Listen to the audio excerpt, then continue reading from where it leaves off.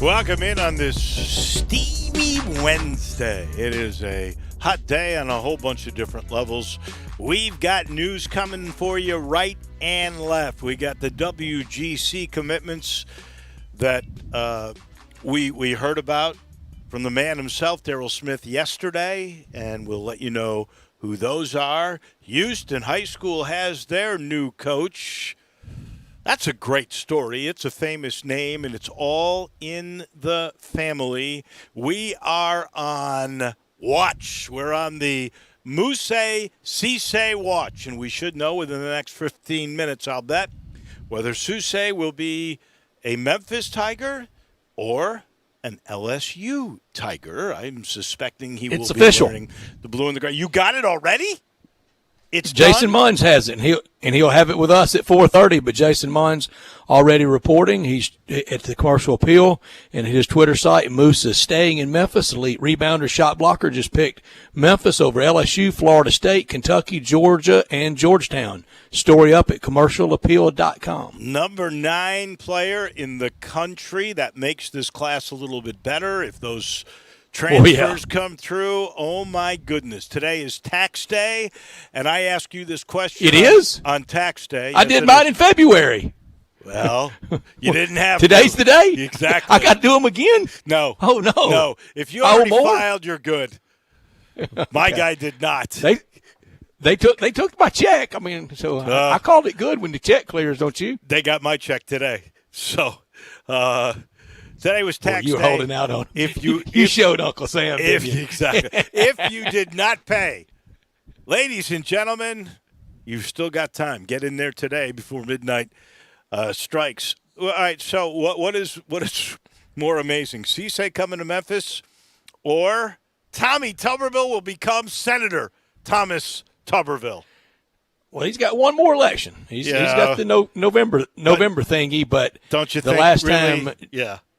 Go ahead. Yeah, because the R by the name on the ballot should help down there, because Doug Jones did win a special election a few years ago, but he beat an admitted and proven to be child molester barely. Right.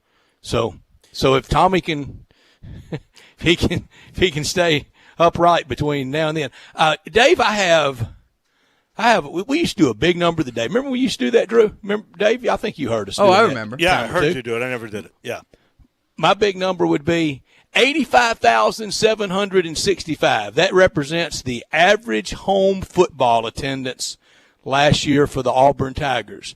There are 85,764 people I would vote for over Tommy Tuberville, but Doug Jones is that one.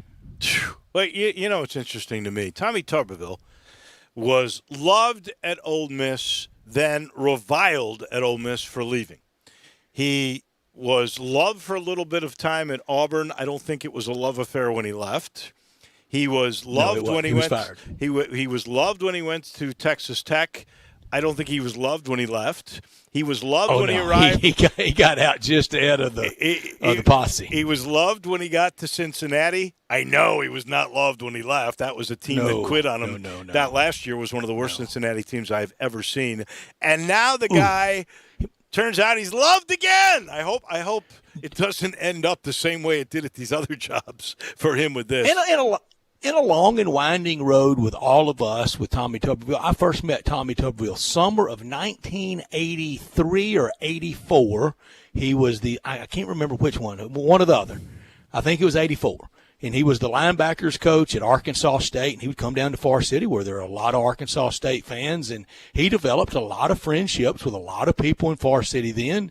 You know, we didn't know him. He was making $8,000 a year as linebackers coach at Arkansas State, and fun-loving guy, loved to hunt, loved to play golf, loved to carouse and connive around with us, as Joe Namath would say, and was a fun-loving guy. And then he was off to the races with a great coaching career. And I remember the day he was hired at Ole Miss, I was with my brother at a law office in Indianola, Mississippi, and they said, "What kind of guy are we getting?" I said, "Getting a guy that I can't believe hadn't had his shot as a head coach yet, and he's going to be a powerhouse head coach."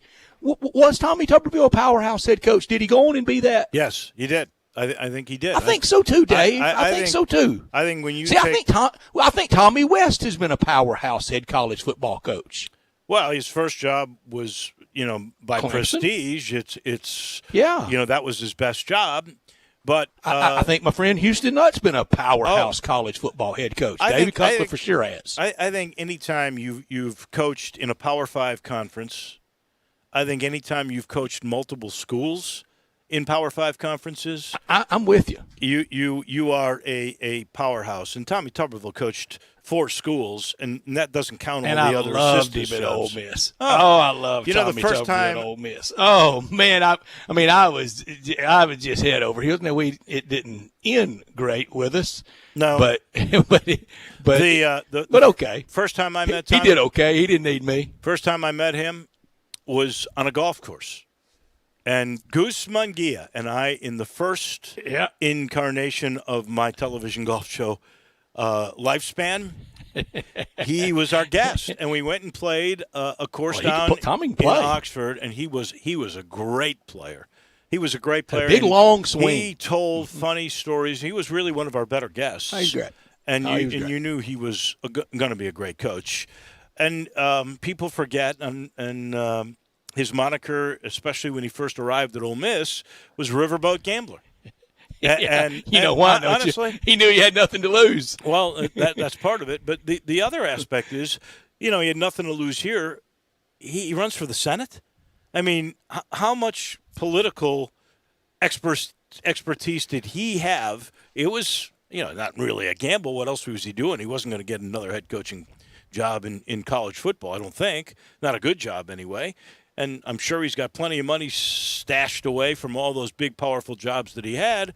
So he decides maybe he's going to run for this, and by golly, he wins. He is a riverboat he does gambler win. to the end. Landslide Lyndon Johnson last night. It was. AP called it. They didn't get the door to the polls locked behind them before AP was calling, and the old story around politics. When AP calls it, that you live with it. You're not really dead until AP writes your obituary. When they call it, it's over. And I was texting with a friend of mine last night in Little Rock that's a political operative type and more of the conservative Republican persuasion type, and I texted to him. I said, "Do you think Tommy Tuberville even went to Boise State in high school?" When I was 20 years old, of the 2 eyeballs I have, I would have given one of them to be in the United States Senate someday, even at 65, like when he's being elected. Right. And he said no. He said he cashed in, and name recognition is huge in politics. And in a very conservative state, he had the right person very much behind him, and now he has to cruise to Election Day. And Dave, I went back last night and studied the presidential order of succession. Well, we know it goes president, vice president, then the Speaker of the House. Right. That's Nancy Pelosi right now. Then it goes Senate Pro Tem, which is the longest serving member of the majority party. Right now, that's Senator Chuck Grassley from Iowa at 86 years young. If the Democrats win the majority in the fall, and many predict them to do that, then it will be Senator Patrick Leahy from Vermont, who was first elected in 1974, and he's in his 80s. Right. But Tuberville being a 65-year-old freshman senator, thankfully, he's not in the presidential order of succession. Well, I was talking. Good God. I was talking. Good God. If it got down to him, if they handed the nuclear codes to Tub, good Lord. I was talking to a mutual friend of ours today, and yes, he was pointing out that it's probably a good thing that Tuberville goes into the Senate at 65. Because it could have been very dangerous at 45. Agreed. Had he gotten to Washington, D.C., or at 30. Based on some of the prior comments you made a little bit earlier. And I think for sure. We got to give I had somebody today text me and go, and all right, and this is how I inferred the text from a friend of mine. He goes, how does he have the right? And what's his qualifications to be in the Senate? I said, 30, naturalized citizen. That's all you got to be. Well, and he won 30 years old. And he won an election. And then go win, Dave. Yeah. That's right. I mean, to be in the House, 25, to be in the Senate, 30, to be vice president or president, 35. And if you can get enough for you, then again, you win. And we got to give Pat Smith from Jocks, who we had on yesterday. Don't we? He pointed this out over a year ago.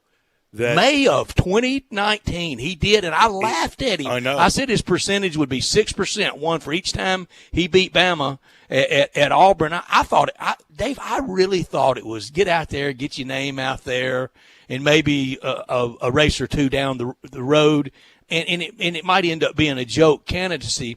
But Alabama has had a history of electing popular sports figures to political office. Fob James was a great football player at Auburn, was governor of Alabama. He was a Democrat, and then he was Republican, and then he was a Democrat. He'd switch about every time he'd run, just whatever was popular. And it made me think, for each state, what are the most popular people to end up being very successful in politics? And I can't come up with anybody for Tennessee. Maybe Bob Corker. I think he played baseball at UT. But, easy in Kentucky, it was Jim Bunning, who was a great Major League Baseball player. Doesn't he have a no-hitter? Doesn't Bunning have a no-hitter? A couple. Yeah. Jim Bunning had a couple. It was easy for New Jersey, Bill Bradley. Very easy. For Colorado, back to two-time triathlon gold medalist. He was a member of the Congress. He was in the House of Representatives, Bob Mathias. In Arkansas, I think it was Maurice Footsie Britt, who was a great football player for the Razorbacks, and then they didn't have Rookie of the Year, but if they had had it, he would have been Rookie of the Year in 41 or 42, then goes to World War II and has his left arm severed. And he ended up being in the arm and limb and rehab hospital with Senator Bob Dole and Senator Phil Hart and Senator Danny Inouye, who all had limb injuries just like him. And in Footsie, Mr. Britt, I never called him Footsie to his face. Mr. Britt came home and was lieutenant governor of Arkansas, and a really good man. But it made me think in Tennessee, and I can't think of one in Mississippi either. I'm sorry. I can't think of one. Jack Kemp, probably the most famous from California, but he represented Western New York, Buffalo in Congress, but he played football in the state of California, but he represented Buffalo, and he was later vice presidential nominee. But Bill Bradley, probably Gerald Ford played football at Michigan. I guess he's done the best. Yeah. Just guys like that. Steve Largent in Oklahoma. Good one. Very good one, Dave. Very good one. And I told you the story, what doomed Steve Largent off on with his boys on a fishing trip. Right. Get away from the world, turn the phones off, don't check back with the office. And they left like on Sunday afternoon, September 9th. Came out of the woods from the fishing trip on Monday the 17th. And his staff goes, the whole world's changed and everybody's madder than hell at you for not being responsive to it. I know. Yeah. He had no clue. It cost him his career. Yeah, I know. We do have a lot of news, and we'll give you those in the top and not top stories here in just a second, including the Houston coach, including the commitments to the WGC FES JI. But I have to, I'd be irresponsible if I did not send my condolences to the Wiener family. I don't know if you ever got a chance to meet, and if you did, you would have loved him. Dr. Ed Wiener, dentist in Memphis for 55 years, a New Yorker with a New York accent, even though he spent most of his life in the state of Tennessee. He had that great New York accent. He had a twinkle in his eye and an ever-present smile, was the most warm and endearing person. When they say you never met a stranger, he never met a stranger. His main language was that of hoops. He was an All-American at the University of Tennessee. We were just talking about him at lunch a few weeks ago with Andy, remember? That is correct. He also... and his death was peaceful and unexpected at the age of 87 yesterday. Beautiful. He was drafted in 1955 by the Philadelphia Warriors. Wow. And what a wonderful, wonderful, wonderful soul. I loved to listen to his stories. If I was ever at functions or parties that he was there, I would make sure I was in the room with him so I could just prompt him a little bit just to hear his great stories, and especially about the early NBA and the University of Tennessee. He loved the University of Tennessee, and I know he loved his son, Craig Weiner. So my condolences to Craig and his mother and the entire Weiner family. We really, really, really lost a great, warm, and endearing man just a couple of days ago. We were just talking about Dr. Weiner and about Craig, and Craig, and he passed on that love of the game and the love of UT. Craig also has a real fond spot for the Tigers and the love of basketball, and Craig has shared that worldwide, his love of basketball. Yeah, he has. So we've lost a great one, and again, our prayers go out to the Weiner family. Why don't you set us up for the stories of the day, because we got so much. I will. We got so much. This hour brought to you every day by Lexus of Memphis, 2600 Ridgeway, online at lexusofmemphis.com, 362-8833. Give them a call. Lexus of Memphis offering the golden opportunity July sales event. It's a hot one out there today, but get by Lexus for one of those beautiful cars. If you've ever thought I'd look great in a Lexus, well, you will in one of those beautiful cars. Driving luxury and confidence, knowing that every new Lexus comes with complimentary first and second maintenance services. Stop by at 2600 Ridgeway. Lexus of Memphis, the high standards in the industry. When you purchase a Lexus, you get top-of-the-line engineering and design, and they make for the luxury driving experience. Online at lexusofmemphis.com, 901-362-8833. Experience amazing at Lexus of Memphis. Top story of the day. Well, I'm going to go in the order, and I'm going to go positive today. I'll give you the dashboard numbers on the not top. It all started earlier in the morning with Mike Miller accepting the new head coaching position at Houston High School. Remember when he left Memphis, he said it was going to be to spend more time with his family? Well, now he's going to spend a lot of time with his family because he will be coaching his son, Mason, and his other son, Maverick, who I believe is going to be a sophomore. So he can coach him for 3 years. Great name.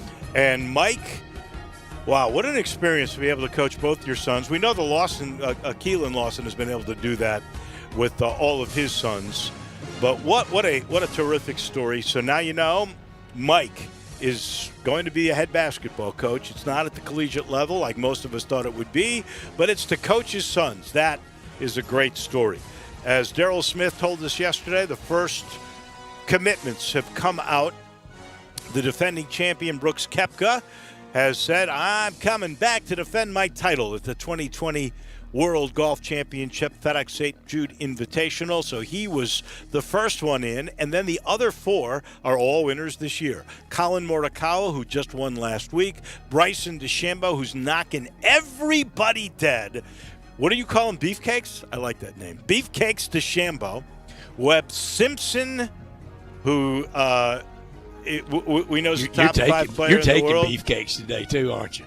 I didn't say that yet, did I? If I do, you better take Tiger. That's all I can say. Dave, I know you. Justin Johnson and Daniel Berger. So DJ's won here. Berger's won twice. DeChambeau, Koepka, who's won here, and Colin Morikawa, who's won twice now in 24 PGA Tour events. Just today's announcement would have made it the best field we've ever had. Just today's. It's incredible. It really is. And we got more that will be coming. And then, of course, the final beautiful part of today, and there's plenty that is not so beautiful, but the beautiful part of today, Moussa Cisse has committed to be a Memphis Tiger, and that means that recruiting class is going to skyrocket up. Your top stories? And next year's team. My top story, of course, the NFLPA. They are posturing, they are threatening a holdout. Don't call it a holdout. Don't call it a strike, though. They're trying to leverage, I don't blame them, but using the situation perfectly to try to get more right here at camp time, even when you have a deal, even when you think you have labor peace with the NFL. Remember that, people.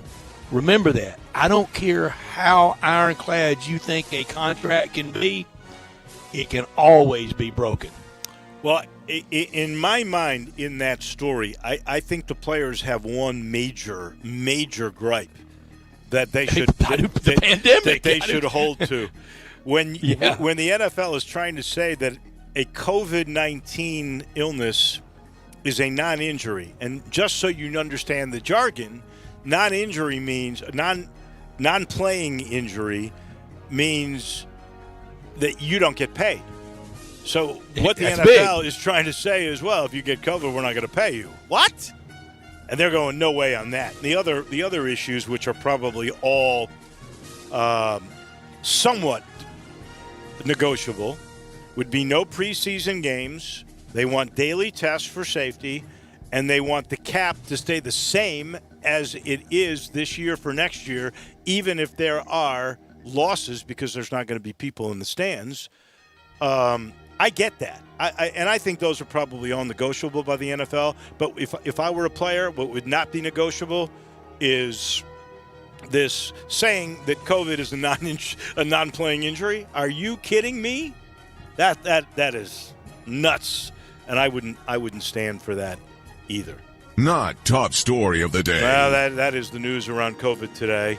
East Carolina had to suspend voluntary workouts. They had 452 athletes on campus working out, and now they've got 27 cases between athletes, coaches, and staff. 27 out of the 452, they have suspended their workouts. Today in Texas, 10,700 cases with tests of 17% positivity. Florida, 54 hospitals have reached 100% capacity.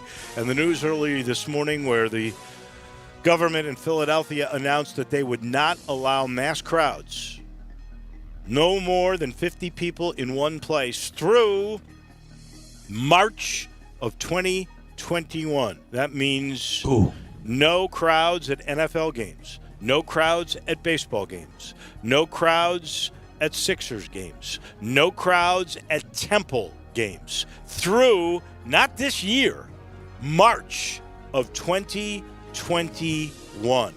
That, folks, is amazing. That the Shelby County area, 249 new cases, 6 deaths. We had 1,379 tests, and this is bad, 18% positivity, which leaves us at 14,808 cases, 229 deaths, but we do have 9,748 recoveries. Now we're way over 13.5 million worldwide with 583,000 fatalities in the U.S., 3,574,000 cases, and we are approaching 140,000 fatalities. You're not top story? I saw this. My not top story, Dave, I saw this note. So far in the United States, under 55 years old to pass away, to die, for it to be fatal from the virus, 9,000. With every 5-year demarcation to 60, to 65, to 70, to 75, to 80, that's where you really start logging that fatality rate. My not top story, 8 days until opening day of the 2020 baseball season, the crack of the bat. Games, I guess I'm excited about it. It'll beat talking virus for sure, but I don't know. Will it really matter when they hit the field with nobody in those stands, with it really in silence? Or will it feel like they're just going through the motions, or will we just be so glad to have something? We will enjoy it. We'll see in 8 days. Hope we have opening day next week. That is a wonderful question. I hope we have it too. I really do. But with 11 umpires opting out and cases of COVID still going on, I think if it happens, we'll be into it. I do. I think once it starts, but I do have my doubts about it starting. We shall see. There was just a piece here recently where the Notre Dame AD came out and said that he is pondering the possibility of a totally lost college football season. That is a story that came out about an hour ago from Mike Florio. So we'll just have to wait and see exactly what happens. Those are your top and your not top stories. We got a great show coming your way in just a few minutes. We go to Tampa, where it's crazy with the hospitalizations in Florida. TJ Reeves will join us, and then John Goen will make golf picks. Who will I take as the number one pick for the Memorial? Jason Munns from the Commercial Appeal, who writes Tiger basketball and who will talk about Musa Cisse. And then I always love chatting with our friend Ron Tillery, the former beat writer of the Memphis Grizzlies, on the NBA and the bubble. By the way, we got a friend that's going to be in the bubble all the way through October, who's one of the heads of scoring for the entire NBA, the stats guy, J.J. Ganazzo, former Commercial Appeal writer for decades. He's down there. That I thought was interesting. But Ron Tillery will give us his perspective at 5 o'clock at 5:50.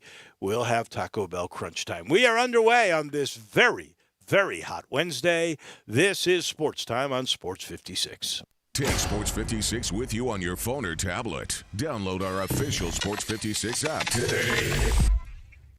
Hi, I'm Troy Fiveash, owner of Fiveash Roofing. Do you have any idea why I never speak the way I am right now? It's because if you're honest, sincere, and knowledgeable, you do not need fast-talking, high-energy, gimmick-promising advertising to get a customer's attention. Speaking of that, how do you think companies can offer huge rebates and giveaways when you use their services or buy their products? By overcharging you in the first place, that's how. Fiveash Roofing doesn't operate that way. It's misleading and dishonest. When I provide a customer with the best products and the best service possible and do it at a fair price, why would I need gimmicks to sell it? Best products, best warranties, and best service possible. That's all we offer. Well, that and financing. Fiveash Roofing, proud partner of the Memphis Tigers and the official roofer of the Memphis Tigers home team. Fiveash Roofing, fair, honest, and ethical. 367-0050 or memphisroofer.com. 367-0050 or memphisroofer.com. Fiveash Roofing, it's what we do. We're here for you. And now a game of Commercial Chicken, brought to you by Progressive, where we see how long Flo can go without talking about insurance. Ready? Go. Oh, hi. Okay, guess we should talk about something. Kind of tough to be put on the spot. Not sure what to say. But I know what I'm definitely not talking about. Drivers who switch to Progressive can save big. Okay, you win. We can't help but save customers money. Progressive Casualty Insurance Company and Affiliates. Frontier Western Store is open and ready to serve you for all your needs in boots, apparel, pet food, and more. Frontier is proud to be a local leader here in the Mid-South when it comes to boots. Stop by the store today for an incredible selection of name brand work and dress boots. Come browse aisles and aisles of top quality boots at everyday low prices in our world famous boot showroom. Dan Post, Rocky, Durango, Twisted X, Georgia, Ariat, and many more. There are so many styles, colors, and fits available, you might need a hand picking out your favorites. Luckily, Frontier's knowledgeable sales staff will cheerfully assist you with any questions you have and ensure the proper fit of your new boots. Frontier also has an amazing selection of jeans and shirts by Wrangler, Ariat, and Carhartt, as well as a fully stocked women's boutique department with thousands of tops and dresses at unbelievable prices. New arrivals often. Frontier Western Store, 5880 Gilman Road in Olive Branch, and on the web at frontierwesternstore.com. Family owned and operated since 1967. Is your wife asking you to stop eating junk food? Well, we have you covered at Humdinger's. It's quick and it's healthy, and most important, it tastes amazing. With many choices from salmon salad to rainbow trout and grilled asparagus. Come visit us for lunch at Humdinger's, 6300 Poplar Avenue. So good, Coach Penny eats with us weekly. Don't forget, Humdinger's offers full-service catering for weddings, social events, or your corporate lunches. You can call 901-260-8292 to find out more. Now, back to Sports Time on Sports 56 with Wolo and Stats. This hour of Sports Time is brought to you by Lexus of Memphis. Here once again are Dave Woloshin and Brett Norsworthy.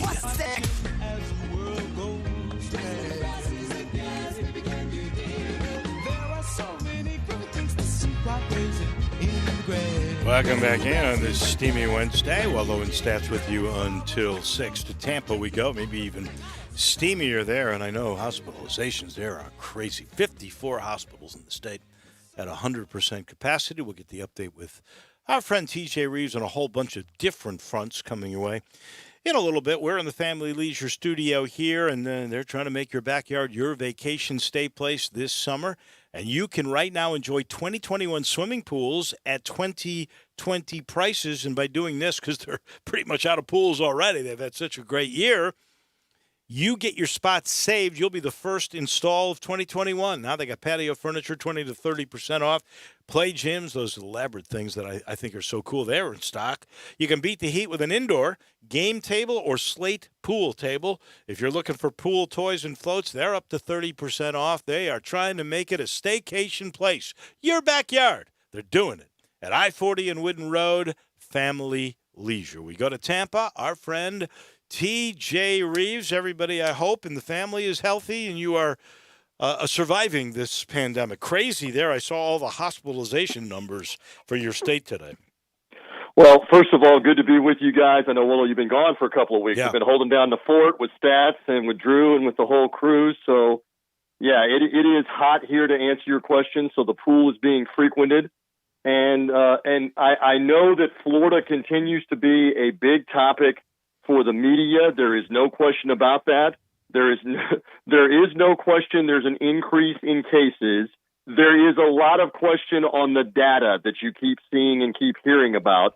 I mean, I will submit to you that I am no expert on any of this, but I'm sitting back digesting this and reading like everybody else. And when I read that an Orlando television station dives into the numbers and finds not one, not a few, but 411 different medical outlets that were reporting on Sunday that they had 100% positive tests at their outlet. Wow. 411 outlets are saying that every person tested positive. Then there are a lot of people saying your numbers are dubious because the positivity rate is about 9% or 10%, not 100%, not 230 people being tested and all 230 of them have it. And so when they pulled the curtain back on that about a day ago, there are a lot of questions right now about how legitimate are all of these numbers that you're seeing reported every which direction. How credible is the testing? Again, I will say on your airwaves, in case somebody wants to put this on social media or heighten it, it's obviously serious. It is serious if you are compromised and if you're older. But in terms of the numbers, there's some dispute now about how credible these numbers are. I know. The actual real number, instead of 100%, ended up being, 9.8%? Yes. Yeah. Yes. Well, I mean, again, let's be honest. Just to elaborate, there was illuminate this a little more. There was facility after facility that in a single day would have 200 test results, 250, 290, and every one of them is positive. Well, you would shake your head at that right off the bat. Yes. You know, the highest that we've had, and we had almost 1,400 tests yesterday, and the number that I've seen, 18%, is the highest number I've seen. I know there were 10,700 cases in Texas yesterday, 17%, which is the highest for that kind of volume that I've seen. So 100%. Which is a scary number. 17 is a scary number. Yeah. But it's not 100%. And you would immediately say that's wrong.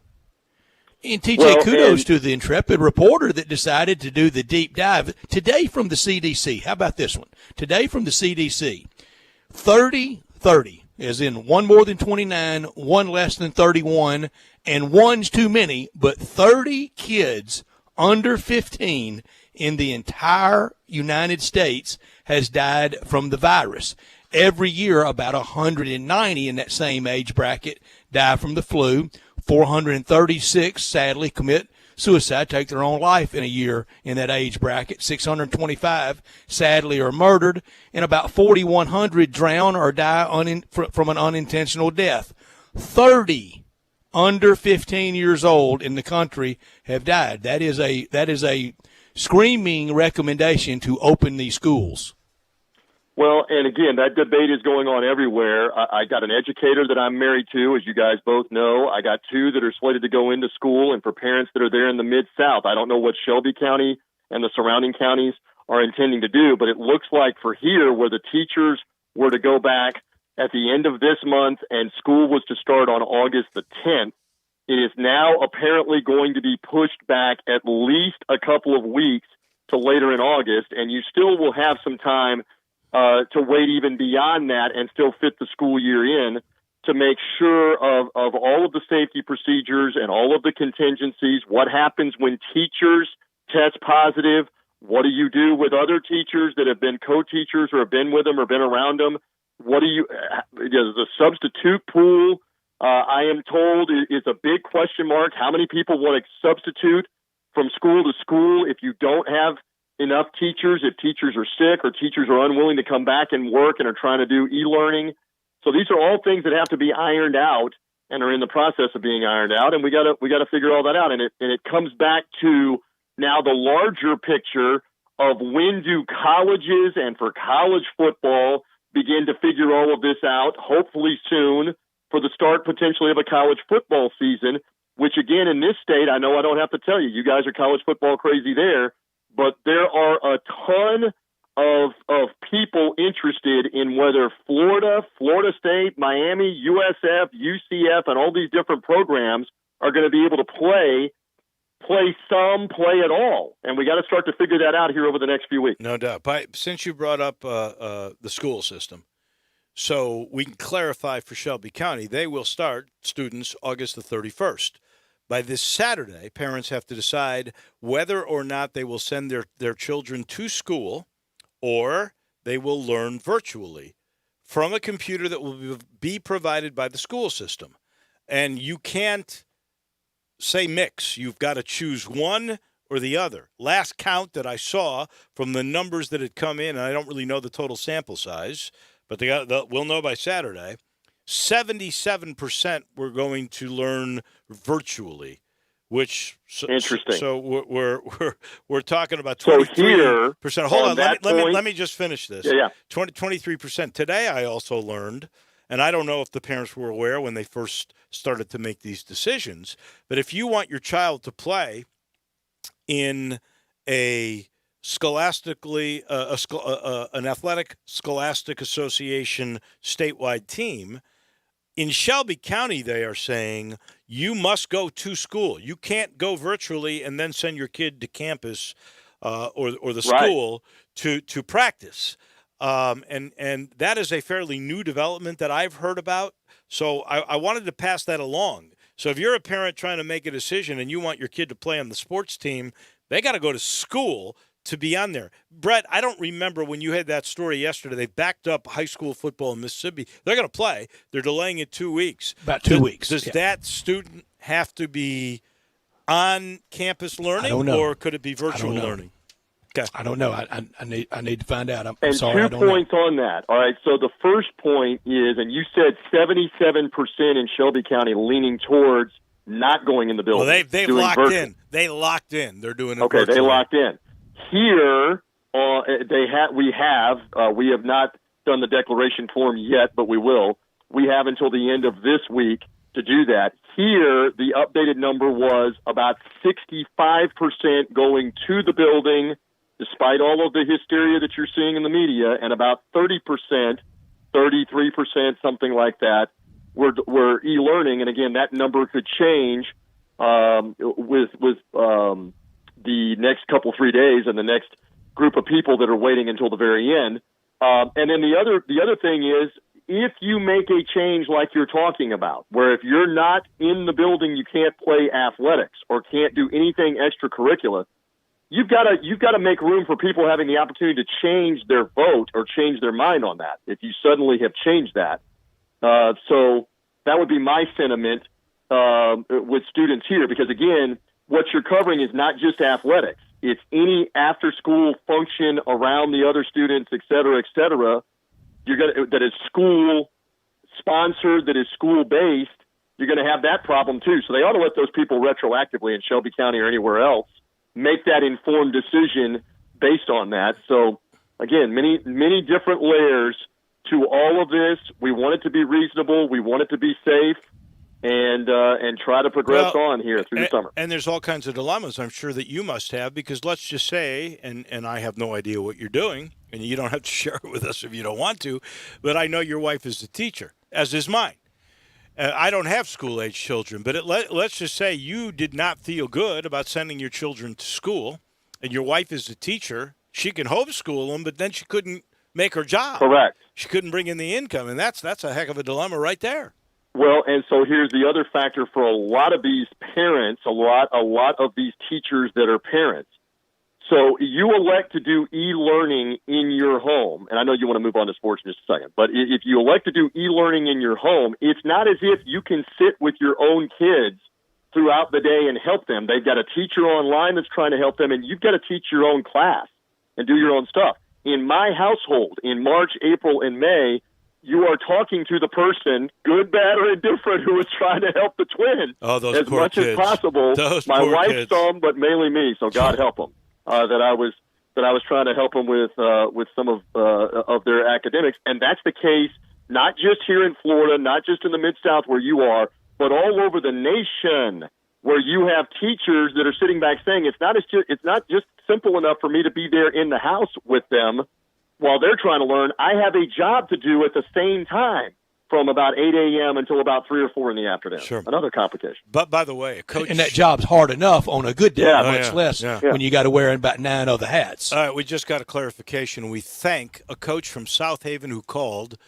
South Haven High School said students have to go to school in a classroom to play sports in the state of Mississippi. Fair enough. So it's just like the state of Tennessee. All right, TJ, let's turn our attention to sports. This NFL story now with the union saying, hey, we are not going to accept COVID being a non-playing injury without pay. Are you kidding me? So there's a few things they want for the season to begin. First off, if they get COVID while playing, they want to get paid. I don't blame them for that at all. They want no preseason games. They want daily tests, and they want the cap to stay the same next year as it is this year, even if there are losses to the league. What do you think will be the result of these 4 issues with the players' union now and the league? Well, again, I keep joking with you guys in all these interviews that I do. The Glazer family that owns the Bucks not consulting with me. Neither is Roger Goodell or DeMaurice Smith, the head of the Players Association, consulting with me. That strikes me as they're trying to get as much as they possibly can right now on this deal in terms of concessions.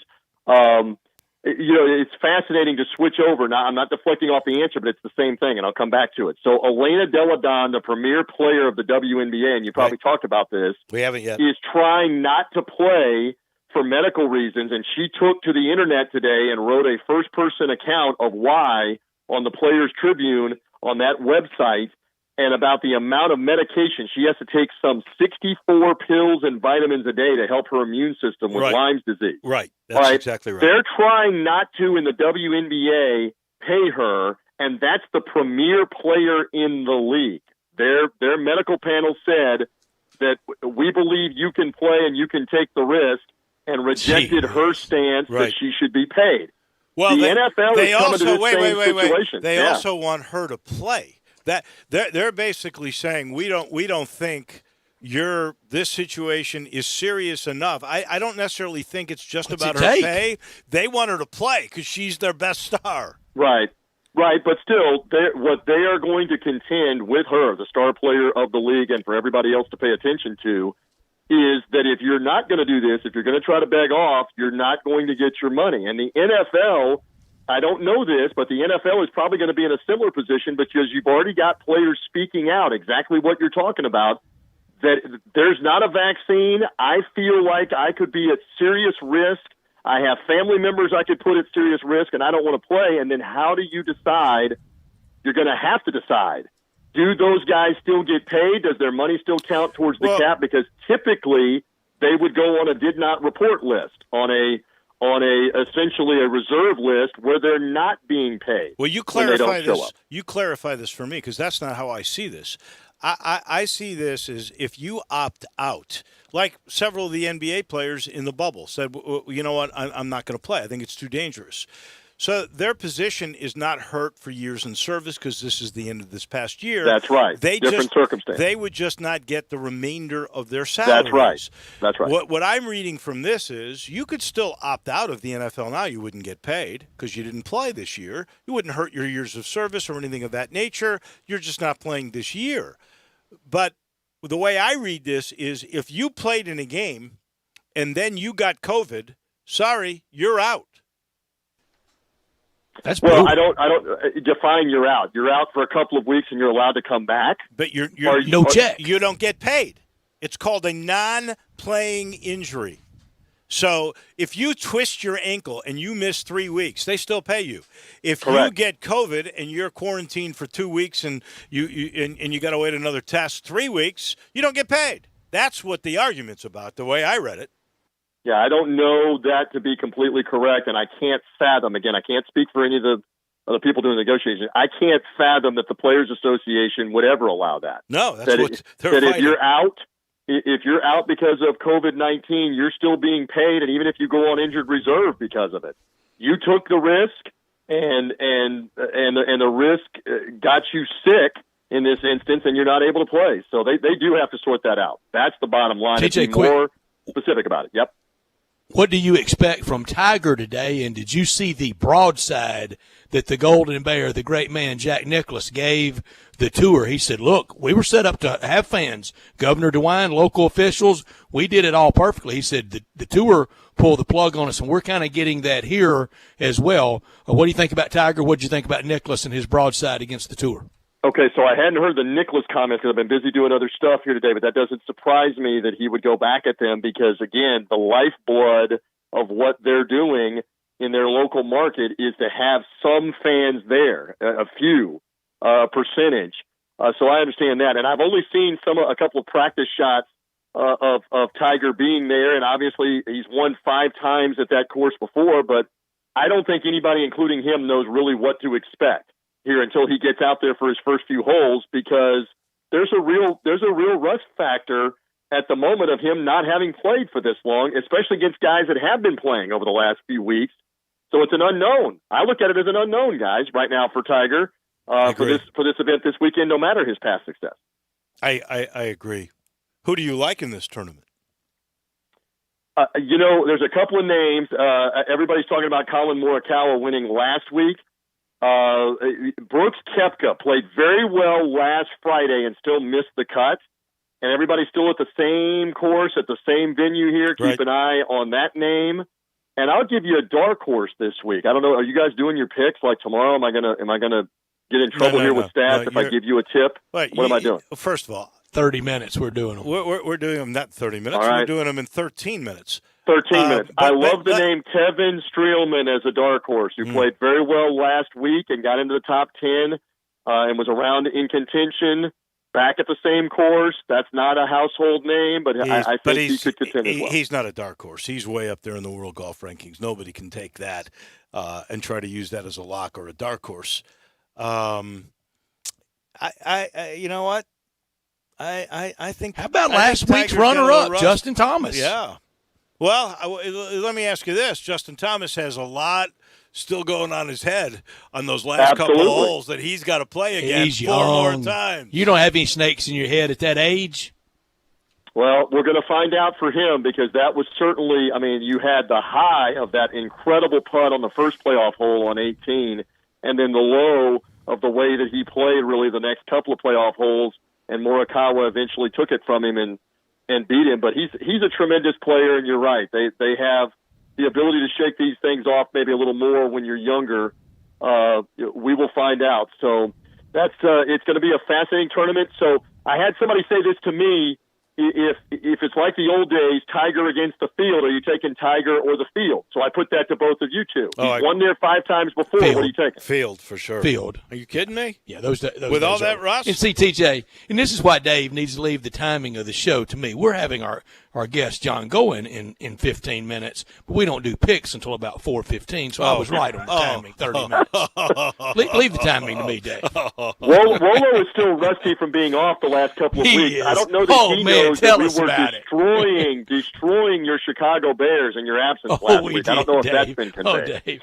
Oh yeah, we did. Well, let me put it to you like this: we're rating we're rating the top quarterbacks in each of the divisions, and Stats is telling me that in the NFC North, so there's 4 teams and there's at least 3 Nick deep. Foles is better. There's 3 deep. Backup Jordan Love's better. So we're saying he's like 12th in that division. And the coach of the Packers, if he came back and played quarterback, he's better than Trubisky. So he's 7th. Oh God. Your poor Bears. Trubisky had them in the playoffs, though, a couple of years ago. So Nagy may be better at quarterback. He may be 8th. He may not be the head coach of the Bears. Who's the quarterback coach for the Bears? I bet he's better. Drew, look up quarterback coach for the Bears. I bet he's better. I agree. But he's not better than Nick Foles. It doesn't matter. TJ, thank you. Stay healthy. We'll talk next week. Boys, be well. Keep doing what you're doing. We'll keep being positive here. And I again a plug in for the Three Dog Thursday podcast, where we're talking Dak Prescott's contract, the coronavirus, the NBA restart in Orlando, all that on Three Dog Thursday. Find it wherever you find podcasts. Thank you, boys. You got it. Thank you. We appreciate it. That is TJ Reeves down here. Oh, Dave Ragone's much better than Trubisky. That's a good Louisville player. Thank you, Drew. I remember. Oh, much better. He's 8. Ragone. He's 8 in his league. Here. Get out of here. We're back in a minute. Ragone was good, Dave. Gosh. Greg Gaston and Eli Savoy get you through the midday with Sports 56 Middays. Delivered by FedEx. Weekdays from 10 till 1 on Sports 56, 96.1 and 87.7. Great news, sports fans. The Butcher Shop Steakhouse is now open for dine-in service. Make a reservation and enjoy a mouth-watering steak dinner. Or, if you prefer, take it curbside. In addition to their fantastic steaks, the Butcher Shop Steakhouse has a variety of entrees, including Canadian lobster tail, crab-stuffed shrimp, pan-seared red snapper, and fresh ground steak burger with portobello mushroom sauce. Planning to cook out? The Butcher Shop Steakhouse offers a great selection of fresh Angus beef, hand-cut steaks and burgers, lamb chops, Atlantic salmon, and more. Make your reservation for dine-in or pre-order for curbside pickup. The Butcher Shop Steakhouse. Dine in, curbside, and delivery. Plus, enjoy the sizzle of top-quality Butcher Shop steaks on your own grill. Call us at 757-4244 and visit our website, thebutchershop.com, for menus and more. The Butcher Shop Steakhouse, Walnut Grove and Germantown Parkway.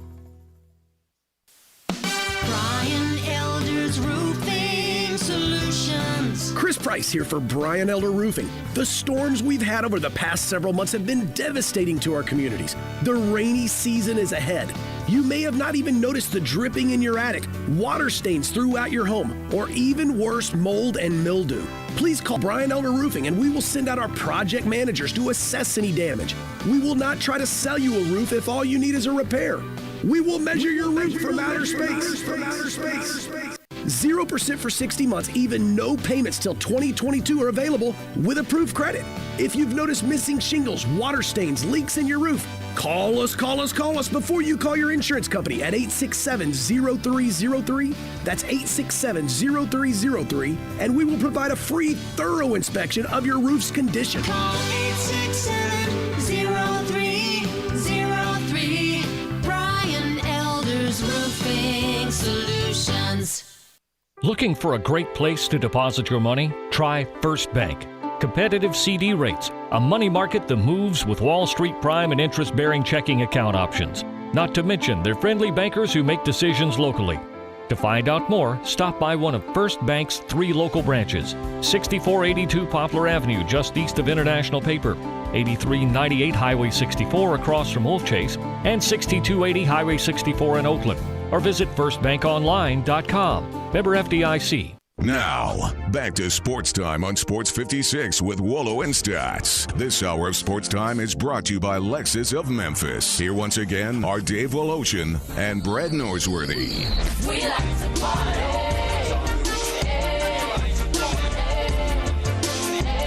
Breaking news. Dave Ragone's so good. Just by us mentioning him, he got promoted. He's now the passing game coordinator, and the new quarterback coach is John DiFilippo. Is he better than Mitch? Mitch may be 6th or 7th best in the building. Hallis Hall. Famed Hallis Hall. I know we got Foles in the fold, so I'm not worried. But I am almost going to really pull hard for Trubisky, just so I can watch you eat. No, you're not. You'll be trashing him by week 2. Well, he was terrible. He, Drew? He was. Man, awful. You turned on by him week last 2. year. By the end of week 1, he'll be done. You turned on him faster than Jerry Lawler turned on Jackie here's Fargo. the thing. One of the saddest things I've ever witnessed in my life. What if we do not have preseason games? Then I guess just think how bad he'll be. Because are they going to let him how have, bad Mitch Mitchell will be? Are they going to let him have the start to begin with, or do they go Foles and wait for something to happen? You know, that offensive line. I was sad today. That's very true. And you can wreck a young quarterback playing them too soon and putting them out there to be chopped liver behind average to bad O-line. Yeah. Then you never know what you had. It happened to the oldest Carr with the Texans. He got hit so many times. Maybe happening to the youngest Carr with the Raiders, but I think their line's great. But the oldest Carr never had a prayer with the Texans. He was shell-shocked. Yep. That could have happened with Trubisky. I got to tell you, the Bears' offensive line has not been the best. So bad. Dave, I was sad today at the news of the Rose Bowl game. No news, but the Tournament of Roses parade already canceled, and they have to this far in advance because, excuse me, just all the preparation for it. I'm telling you, that was so much fun to get up at the crack of dawn, and I mean really early local time because it's far. At 7:30 on the East Coast time to show it on TV. But it was just great to see, and I'd heard about it all my life. We had a great family friend. She went with her mother after the 39 season to see the New Year's Day 1940 Rose Bowl between Tennessee and USC. Yeah. Wow. And she talked about that the rest of our lives. And she loved flowers, and she was my mother's best friend and vice versa, and great family friend. And she passed away in 2007. But she talked about going to the the Tournament of Roses parade and to that game all our lives. And I'm not kidding you, that day I was a mess of emotions that day anyway, but thinking about her watching those floats come by, and that'd be very sad for a lot of people that put a lot of work in that Pasadena community. I mean, and Pasadena is distinctly, people go, oh, it's Los Angeles. No, it's not. I mean, it's as different from Los Angeles as Jackson, Tennessee is from Memphis. Well, there's two things that you've done that are on my bucket list that I really hope I make. One is an Army-Navy game, and I've been to, Navy Marine Stadium a couple of times. I haven't. I want to do that. I want to go to that game, and I want to go to a Rose. I've been to the Rose Bowl, but I've never been to the Rose Bowl or the Rose Bowl Let's parade. vow now, Dave. Not this year because I'm afraid it's going to be a mess. But let's vow now. 2021, me and you go to Army-Navy together. Let's do that. That would be outstanding. That's 2 hours in the books. When we come back, the bickering begins. We got golf picks. John Goen from Timber Truss. He's next. Don't go anywhere.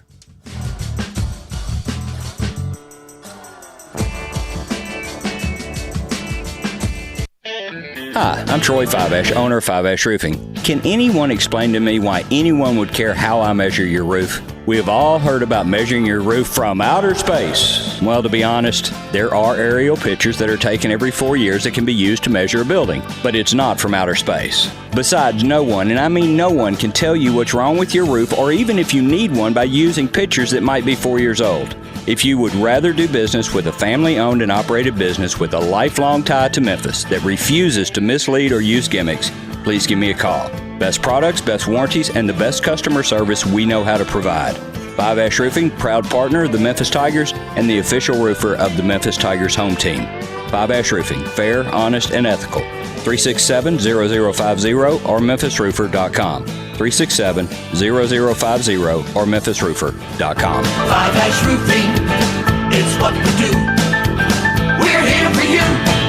Not having identity theft protection is like fumbling around in the dark. Where's that light switch? Ow! Even if you monitor your credit and bank statements, you could be blind to other identity threats.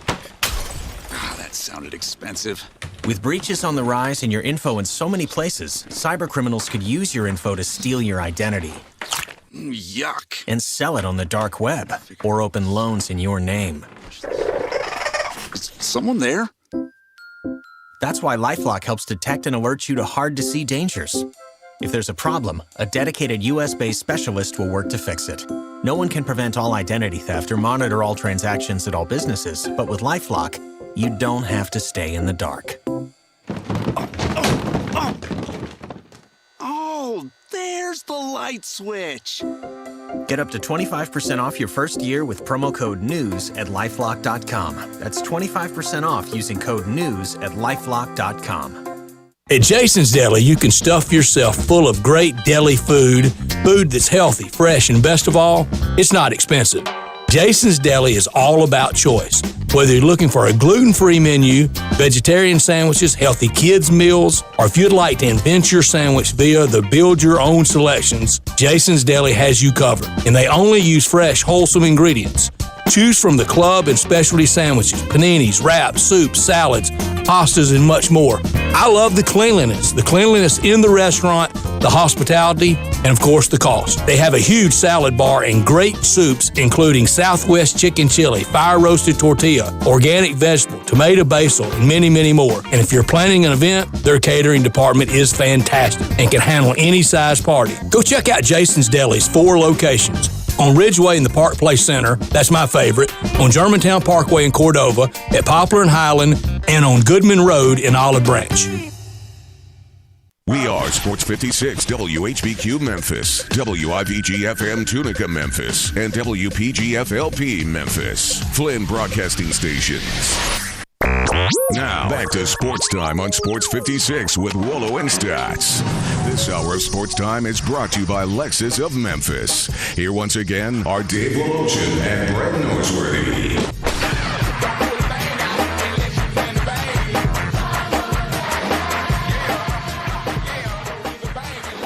Yes, welcome in on a steamy Wednesday afternoon. We are in the hump day. So good to have you with us. One of my favorite segments of the week when we do a lot of bickering, a lot of figuring out, a lot of...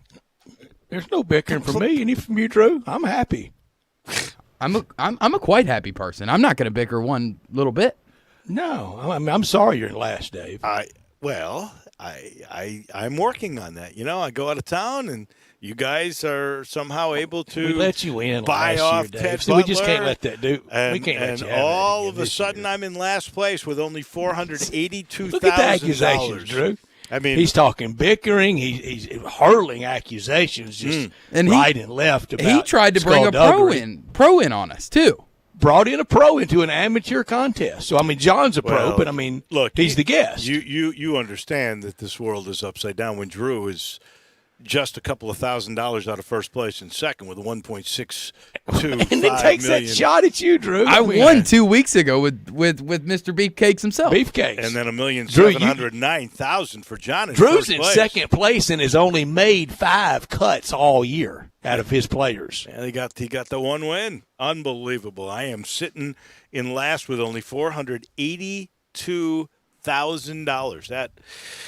That is hard to believe, but we got so much to talk about. We've got the commits from the WGC, the first ones that came in today, and who better than to talk about all of this stuff than John Goen, our pro, our leader in the Pick'em contest, the great young man from Timber Trust. I don't know if I can build him up any more than that.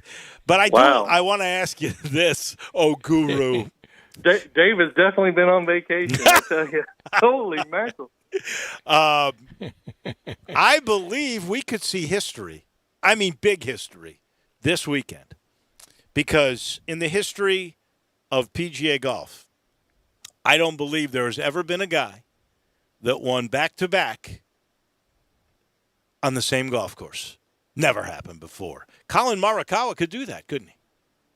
He could. I mean, he was impressive. I mean, you know, we were down at Waverly playing in an event down there, and you know, we turned it off because, of course, we were, you know, it was on early Sunday morning, and you know, Justin Thomas had a 3-shot lead, and I'm like, with 3 holes to go, I'm like, fellas, this thing's over. And next thing we know, we get done, and everything pops up, and Morikawa beats him in a playoff on the 3rd hole, and I'm like, what just happened?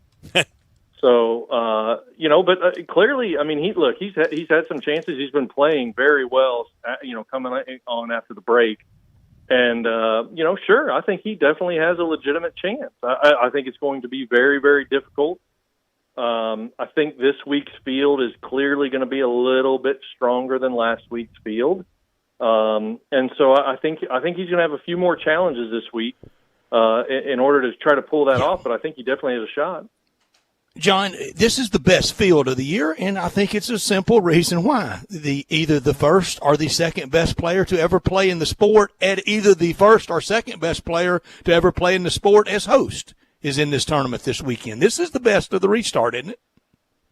Oh yeah, no, by far. And to your point, I mean, it's definitely homage to Jack and the players like coming to Muirfield, but obviously Mr. Nicholas puts on a great event there, and they've been coming there for years. They typically have kind of lined up to be able to play in Jack's event.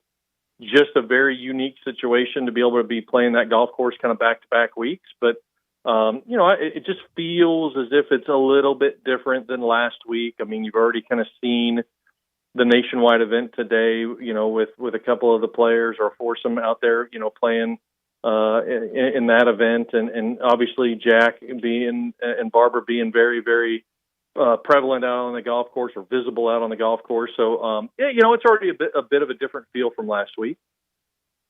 I agree. When it is a former greats tournament, all the players always show. I can go back to the Byron Nelson in Dallas. When Byron was alive and he would greet you when you walked off. Every great player showed up since he passed. And I don't know if this will happen with the Memorial because I think the players love that golf course. But since Byron Nelson passed, a lot of people pass on that tournament. They don't come like they used to. And a lot of them pass at Palmer's event now too. That's right. That is right. Good point. So, as long as Jack is alive and a big part of that tournament, I think they all will come. Will they try to make this thing harder than it was a week ago? And I've really been blown away by the scores since the tour has come back. They've just killed every golf course. I mean, what they did to Harbortown was criminal almost.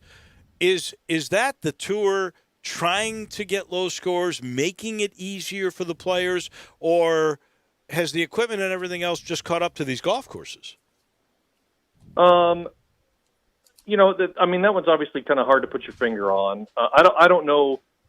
I don't know what you can do from last week to this week. You could obviously change some hole locations. I can't remember exactly where Sunday's hole location was at, but it feels like it's going to be fairly similar to where the Sunday hole location is for the Memorial historically. It's always kind of in that front middle quadrant, to where they've got that kind of downhill slider type of putt if you miss it either long or to the right. You could definitely try to change some tee locations and stuff, but I think it's very difficult for the tour to kind of set things up significantly different than what they did a week ago. And as far as everything else, again, we're playing golf courses in a different time of year than where they're accustomed to being played. Now, Memorial, is historically played in May, where you do get thunderstorms and everything else that kind of roll through Ohio. So that golf course does have a tendency to play a little bit softer anyway. But, I think we've kind of talked about, these golf courses are typically played at different times of year.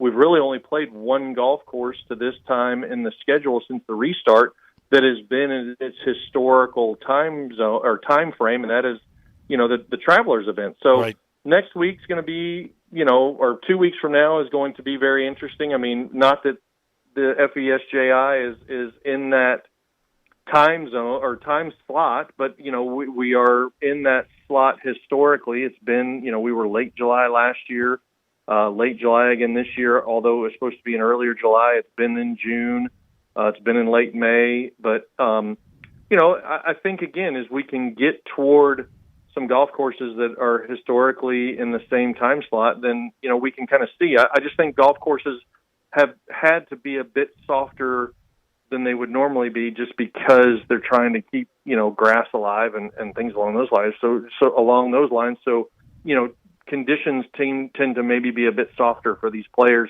hitting it into the greens, which is clearly to their advantage. I guess the last John, go ahead. Yeah. Go ahead, Dave. The last thing on on just playing this thing back to back. That has to be an advantage for the player, right? I mean, you've seen it 4 times. This has never happened really before. Should be, and it's to not see it 4 unknown more to times. you Right. year to year. Right, but now, I mean, you've just played it 4 times. You're about to play it 4 more. You have to like that as a player, don't you? Or are you bored? I think you do. I think the interesting part is going to be, what's Justin Thomas's bounce back look like here? Because, you're right. You're not just packing your bags and moving on to the next week. You're literally staying there for this entire week now. Where you just screwed up. Right, where you just kind of gave away the golf tournament. So how does Justin Thomas kind of bounce back from last week? How does Colin Morikawa continue momentum? I mean, historically, you do get a bit of a breather or a letdown after you win an event because you put a lot into that. Clearly now you have the money. Clearly now you have an exemption for a couple of years. So, the pressure kind of gets released a little bit and you kind of take your foot off the throttle a little bit. So it's going to be very interesting to kind of see how players react. I mean, now, obviously you've got DeChambeau, you've got some others that played last week, and, Xander Schauffele obviously is one of those guys that, folks feel has the potential of riding some momentum into this week. So, I think the players probably do like that, especially if it's a golf course that they enjoy playing. But it's just going to be interesting to see how you either carry momentum from last week or do the wheels continue to fall off, for Justin Thomas and you play 2 rounds of golf, miss a cut, and you go home. Yeah, and John, a player last weekend that I thought was going to have a big breakout year and even in the return, and I picked him the first week, John Rahm. He played today in the charity event and looked comfortable and very affable, mic'd up on the course. But last weekend, may have been, I think it was over the weekend, maybe the worst shot I've ever seen a pro hit on number 12, the tough par 3. And there aren't any fans, so you've got to really hit it bad to hit it near anyone. And it was a double cross, and it was way left, and he was having to yell 4 at a fanless event. Yeah, clearly there must have been a volunteer in some path line there. So, but I mean, it's very interesting. Clearly the players seem to like the fans not being there. You've heard players come out and say that they can focus a little bit easier and they can play in these events and it makes it a little bit better. The interesting part, of course, and everybody kind of touched on it from Sunday is Justin Thomas makes that putt in the playoff. And I mean, his reaction would have obviously been spectacular if you'd have had fans there to be able to react to that putt from the back of the green down the hill and everything else. But, John Rahm, he's obviously a very streaky player. And so it'll be interesting to see how he can kind of rebound and move on, from his performance last week. I mean, the guy that I picked last week, Hideki Matsuyama, played well overall, just had a couple of just, funky little rounds between, Friday and Sunday that he just couldn't get anything going after, realistically having a legitimate chance of being the first round leader. He makes a double on a hole. So it'll be interesting to kind of see, again, we talked about it, how these players are going to react playing the same golf course back-to-back weeks and whether, some of these demons or whatever kind of, roll forward into the week depending on how they played last week. All right, we got news today. We got the first commitments to the Memphis WGC, and it includes the defending champion Brooks Koepka, and then everybody else who's been a winner this year. Colin Morikawa, Bryson DeChambeau, Webb Simpson, Dustin Johnson is a former FESJC champion. Daniel Berger, a 2-time FESJC champion. I'm sure McIlroy will come. Who knows about Tiger? We'll find that out a little bit later. But what a great start for the tour, for the FESJI. Yeah, absolutely. I think they've got to be happy with that. Also, you think, this is what the expectation was by getting this event. So, we all know that, that we're all waiting for one guy. The guy who has never been here, never played in this event. Clearly though, it's especially after last year. The field is going to be strong regardless of whether he comes or not. It's going to be the week before the PGA Championship, so it's going to be the week before a major, so you don't necessarily like Tiger's chances of coming. However, he's clearly not been playing a heck of a lot. He could take next week off and then, play back-to-back weeks and get ready, for the PGA Championship out of Harding Park.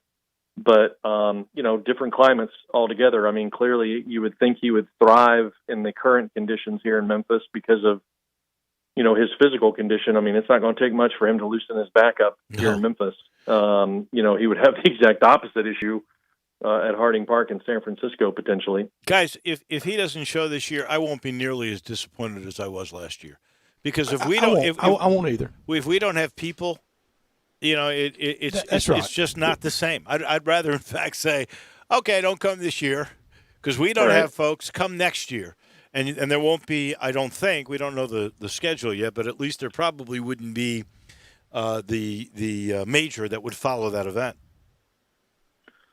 Yeah, it's just going to depend on where it's going to land in a schedule there. But I mean, clearly, if anything, you hate to say it, Tiger coming this year with no fans would be more of a commitment to the folks at FedEx trying to get here and represent and support your major sponsor here without fans being there. For the most part. So I still don't know what they're going to ultimately try to do for, your sponsor and potential other WGC sponsors to try to at least get some folks out there. But we know that, there's not going to be the fan support like there has been obviously for 60 plus years now. So, it'll be interesting to see what happens. But yeah, the disappointment would not be nearly as much this year as it would be last year, just because the opportunity for fans to see him is not going to be there. John, we said that Ted Butler had one of the more thankless jobs in the history of Memphis Sports Talk Radio, and it proved to be the case. Dave really just lambasted him over the air on Monday. Did you say thinkless jobs? Thankless. Oh, you wouldn't think him. Oh, I thought you said thinkless. You're still ripping on Ted. Unbelievable. I mean, it was Dan Quayle as vice president. He never had a chance, did he, John? Come on. You guys bought him off. There's no doubt in my mind.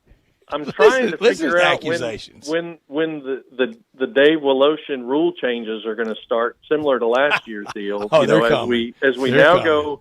So are we going to move the WGC rankings or the World Golf rankings from 61 now to like 40, just so we can give you a little bit more opportunity to try to catch back me up? And you and Drew. There'll be me and you and Drew 100 north, and he can have any two he wants. Changes. I mean, look, Dave's in a similar position that he was in last year, kind of bottom of the barrel here, and then all of a sudden, we had some adjustments kind of happen, and then all of a sudden, it was this miracle finish, that kind of happened as the lobbying started and everything else. So, all right, Dave. So I go first.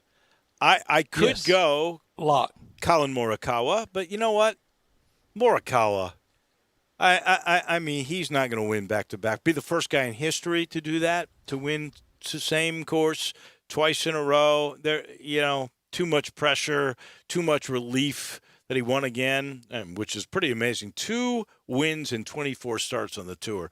Impressive stuff, but no way he's going to win again. I could go JT, Justin Thomas, but I think too many cobwebs in his head. Same golf course, that takes him out of it. DJ's already won his one for the year. He's probably through, so I'm not going to go there. I don't feel good about Webb Simpson here. I could go that way. Patrick Cantlay's everybody's favorite. No. Here comes Are we going to do the full field rundown here or what? Comes Tiger Woods. Right back. Look how good he looked in that exhibition match. He's got to be healed, ready to go. So Tiger Woods is not going to be my pick. I'm going to go, and I don't know how you knew, I'm going to go with Bryson DeChambeau, who's the new number one player, I think, on the tour right now. Because, Dave, I know you already had written it down on the big main grid for the golf picks for the year, and I promised it on Monday. Yeah, whoever you took first, if he's there at second, to win number 83 and make history on Sunday at the home of Jack Nicklaus, the great Tiger Woods. Ooh, you know what? Honest to goodness, I want Tiger to win. I would rather Tiger win than DeChambeau. That's so sportsman I'm of you. Sacrificing myself. Thank you, Dave. Drew. I'm not going to have as big of a run-up to my pick as Dave or Brett just did. But 3-hour show. I'll go ahead and I'll take the expert pick, Xander Schauffele, T14 last week. So, yeah, we'll do that one. He's great. I love him. I'm exhausted after those two, picks. I mean, Drew, I appreciate the short, the shortness of just making a decision there. I'll play for crying fast. out loud. I will take Rory. Woo. I don't know why. Rory's been the biggest disappointment this year on tour. He is the 8th in the power ranking. Rory this year has been the Dave of the tour. Man. Well, I hope he waits on his comeback then like I'm going to have.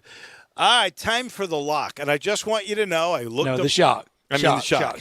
I looked up the World Golf Rankings today just to be sure. I don't want to hear any grief from this whatsoever. Here we go. All right. The number 61 player in the world. Exactly. I had him on my list. Is Jordan Spieth. I'm figuring it's sooner or later he's got to return to form. I mean, he's been almost as bad as Rory McIlroy. Great picks. I mean, think a year ago or 2 years ago, if you could have DeChambeau and Spieth, they would have been in the different order. Probably the lock would have been Jordan and the shock would have been DeChambeau. Great pick. So that leaves me with Mr. Shock Extraordinaire for me, Neiman. 64th in the world, Joaquin Neiman. No, I knew that was going to be coming. I'm going to actually do a shock. I'm going to take the 142nd ranked player in the WGC. He tied T22 last week, T17 last year. Give me Troy Merritt. Troy Merritt. I never would have picked that one. That's good. Right up there with Scott Stallings. Well, that's Ted. Thinkless, as I said. Poor Ted. Golly. I hope he speaks to us again, John. No more guest picking for Ted, clearly. Clearly. Man. Well, I'm going to take number 81 in the world. He has only recorded top 25 finishes in his first 4 events since the restart. That would be Lucas Glover. Yeah, good pick. U.S. Open winner. So look at there, Drew. Their shock picks are 2 U.S. Open winners. I would not be shocked if Lucas Glover beat Rory McIlroy on this week. Well, I've not done well at all with my shock picks, so I'll just be happy if Lucas Glover makes the cut, for crying out loud, because I think I'm about 0 for 6 in shock picks already this year. Well, all I know is you're up number 1 on the money board, so I can't say anything at the moment. But when Spieth wins this tournament and DeChambeau is second, and I get double money for Spieth. That's double. I know, double money for Spieth, and then second place with DeChambeau. The chirping will begin again. The leaderboard will be a shambles for you guys. I hear you. How are things at Timber Truss? I know you aerated right before I went away, so I'm sure that thing is all healed, and those greens are unbelievable right now.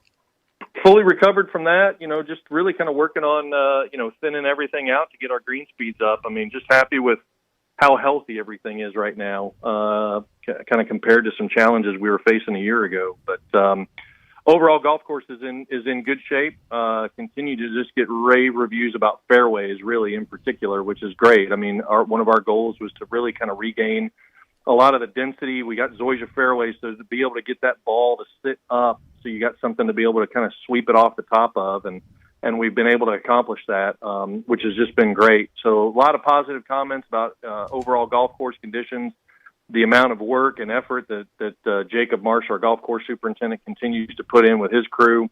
We're really kind of paying dividends right now. So plenty of good tee times still available for the weekend. You can call us at 662-895-3530, or you can visit us at timbertrustgolf.com. sportstimegolf.com and book your tee time for the weekend. Also, don't forget Finn scooters. That way to be able to get around a lot quicker than normal. Costs you just about $10 more. You can reserve those when you book your tee time with us. We've got 16 of them now. Wow! And they have been quite popular. Continue to be very popular, even with the heat that we're experiencing right now. It gives everybody a way to zip around, maybe get a little bit more air movement than you can out of a golf cart. So, again, plenty of great tee times. We continue to remain quite busy, which has been great. Plenty of folks coming out and experiencing all the changes and everything that we've been working on around here. And just happy to see all the folks. But 662-895-3530 or timbertrustgolf.com to book your tee time. John, one business question. I know when we first came back, you first came back on, you were talking about numbers in the golf industry being about 30% up, and I think personally Timber Trust was up there in around that number too. Are we continuing that trend in local golf and Timber Trust? Because I still, if I call for tee times, I know I got to call midweek to get a weekend tee time. So I'm assuming that this pandemic has really spurred on golf and growth. No, I mean, golf is definitely seeing a resurgence, basically nationwide. As we touched on early on, I mean, golf is definitely that sport that you can get out, enjoy time with your friends, be able to get back to some normalcy, socially distance, and be able to just enjoy the outdoors. And, we continue, even in this heat, we continue to see folks coming out and playing golf. Had a gentleman show up today who says, I'm just getting back into playing, going to go out and play 9 holes this afternoon.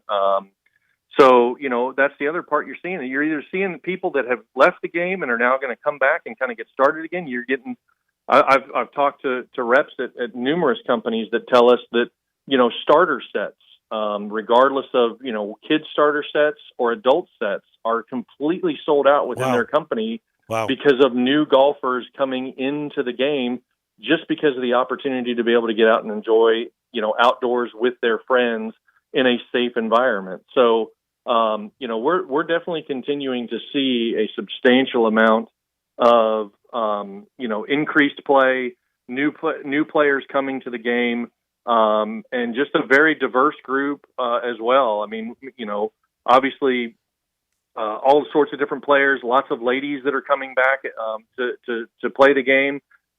We've started our ladies' night on Tuesday nights to be able to come out with a 5:30 shotgun for 9 holes, very similar to our 2-person scramble on Thursday nights. And, so we're seeing all different types of folks come and introduce themselves to the game of golf and do it here at Timber Trust, which has just been very exciting to see from our standpoint. I love this resurgence in golf. Thank you so much. By the way, here's the picks. I've got DeChambeau and Spieth. Brett's got Tiger and Neiman. Drew's got Schauffele and Merritt. And you, John, have Rory McIlroy, Lucas Glover. Thank you, my friend. We'll talk to you next week. Y'all take care. Have a great weekend. Thanks. This hour of the show presented by Homer Skelton Hyundai in Olive Branch, and Genesis of Olive Branch. And I got to tell you, I talked to those folks today. I'm going to go take my wife's car out for her service. And, they take care of us. That's part of it. You're part of the family when you go down Lamar into Mississippi. You get to Craft Road, exit 1, turn left, and you will be there. And I love calling them the standard of the business because they do take care of you. All the folks have been there forever. Nobody who works there seems to ever leave. They love their job. They have a passion for helping you. And they always come up with incentives like 0% financing for 84 months on new cars, and on some select models, 120 days to make the first payment. You've been out of work. Now you're back. Okay. We're going to give you 4 months, get your little nest egg back together, and here you go. You've got a new Hyundai or a new Genesis. You can't beat it. Again, these folks will take care of you. Just go see Chris True and all the gang at Homer Skelton Hyundai and Genesis of Olive Branch. Back in a minute. The news of the day, the best part of some of the news. We had so many great stories today, from Mike Miller taking the Houston job to WGC commits, but maybe the best is the news that Moussa Cisse will be a Memphis Tiger, and Jason Munz from the Commercial Appeal will talk about that when we come back. Broadcasting from the Family Leisure Studio, we are Sports 56, 96.1, and 87.7. At First Bank Mortgage, their core purpose is to help you get to a better place. That better place may be a lower monthly payment, that vacation you thought was impossible, or getting into a home with a fenced backyard where your kids can play. To get into your better place, First Bank Mortgage makes decisions right here at home. Dedicated to helping you get to your better place, First Bank Mortgage.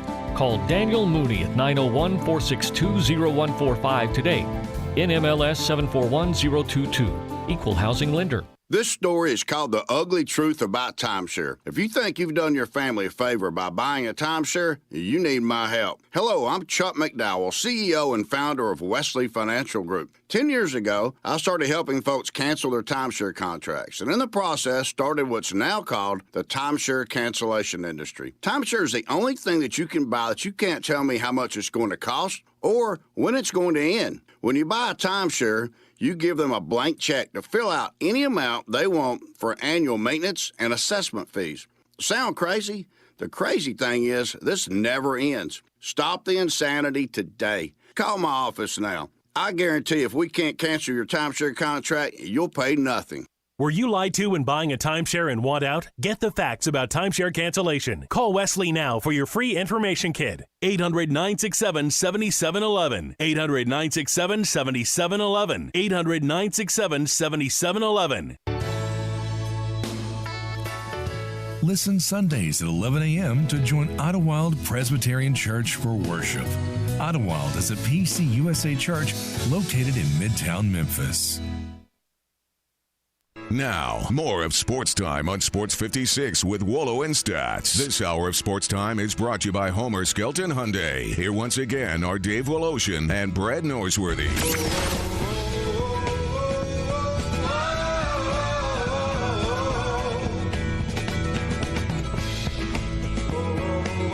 Welcome back in, and again, I want to send my condolences, my prayers, my thoughts about a great guy, Dr. Ed Weiner, who passed away at the age of 87. What a great life lived. He loved Tennessee basketball. He loved the NBA, loved hoops all the way around. He shared that love with everybody that ever talked to him. He was a great storyteller. You would not have found a more embracing guy, a better smile, a better twinkle in his eyes. Dr. Weiner. Dave, any indication it could have been COVID? No. Was there any? I don't think so.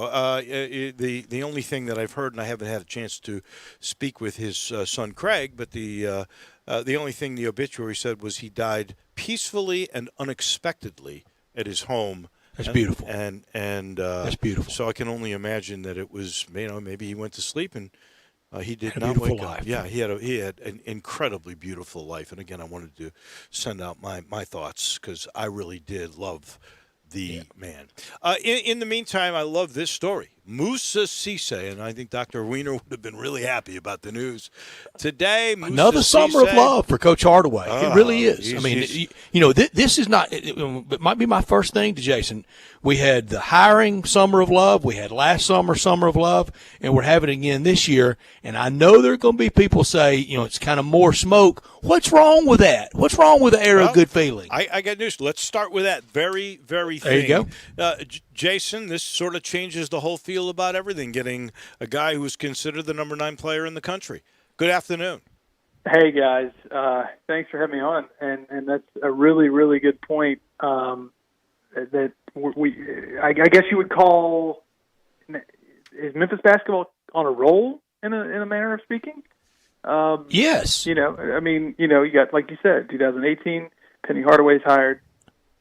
Number 1 recruiting class in the country last year, and then getting the number 9 prospect in this class, arguably the best recruit, transfer or otherwise, in terms of shot blocking and rim protection and rebounding. That's out there this year, and Memphis just got him. Dare I say, Memphis basketball is on a little bit of a roll. Jason, where does this put this class now if we count those two transfers that are both really, really good players? I mean, that's really, our attention now turns toward that, right? I mean, Musa Cisse is now in the fold, and I mean, I won't say that everybody should immediately stop thinking about that because, as fans, they deserve to, everyone deserves to sort of relish and bask in the moment, in the glow of his signing. But in reality, now you have to start looking at, now the countdown begins. The NCAA, they have to make a ruling on whether or not these two transfers, DeAndre Williams and Landers Nolley, get immediate eligibility. Excuse me, and I don't know if we can accurately, grade the Memphis staff recruiting class, the job they've done, until we find out, or at least I'll say this: we can grade what the job they've done. We just can't grade the class itself because we don't know if either one of those two will be on the floor this year. So just in terms of the job they've done, this staff, especially when you consider they lost arguably their best recruiter when Mike Miller left, getting Musa Cisse, getting DeAndre Williams, getting Landers Nolley, I'm going to say it's somewhere in that B plus A minus range. I'm not going to say because you do have to take into account the loss of Tyler Harris. So it's somewhere in that, it's right there on that line, D plus A minus. It's a bang up job that this staff has done, and helped mightily by the addition of. All right, Jason. Let's say it's in that B plus range, but a year ago it was in the A plus range because of some things controllable and some not. It played down to about a B. What if this B plus class played up to A or A plus? Well, A plus would be going to the Final Four, I guess.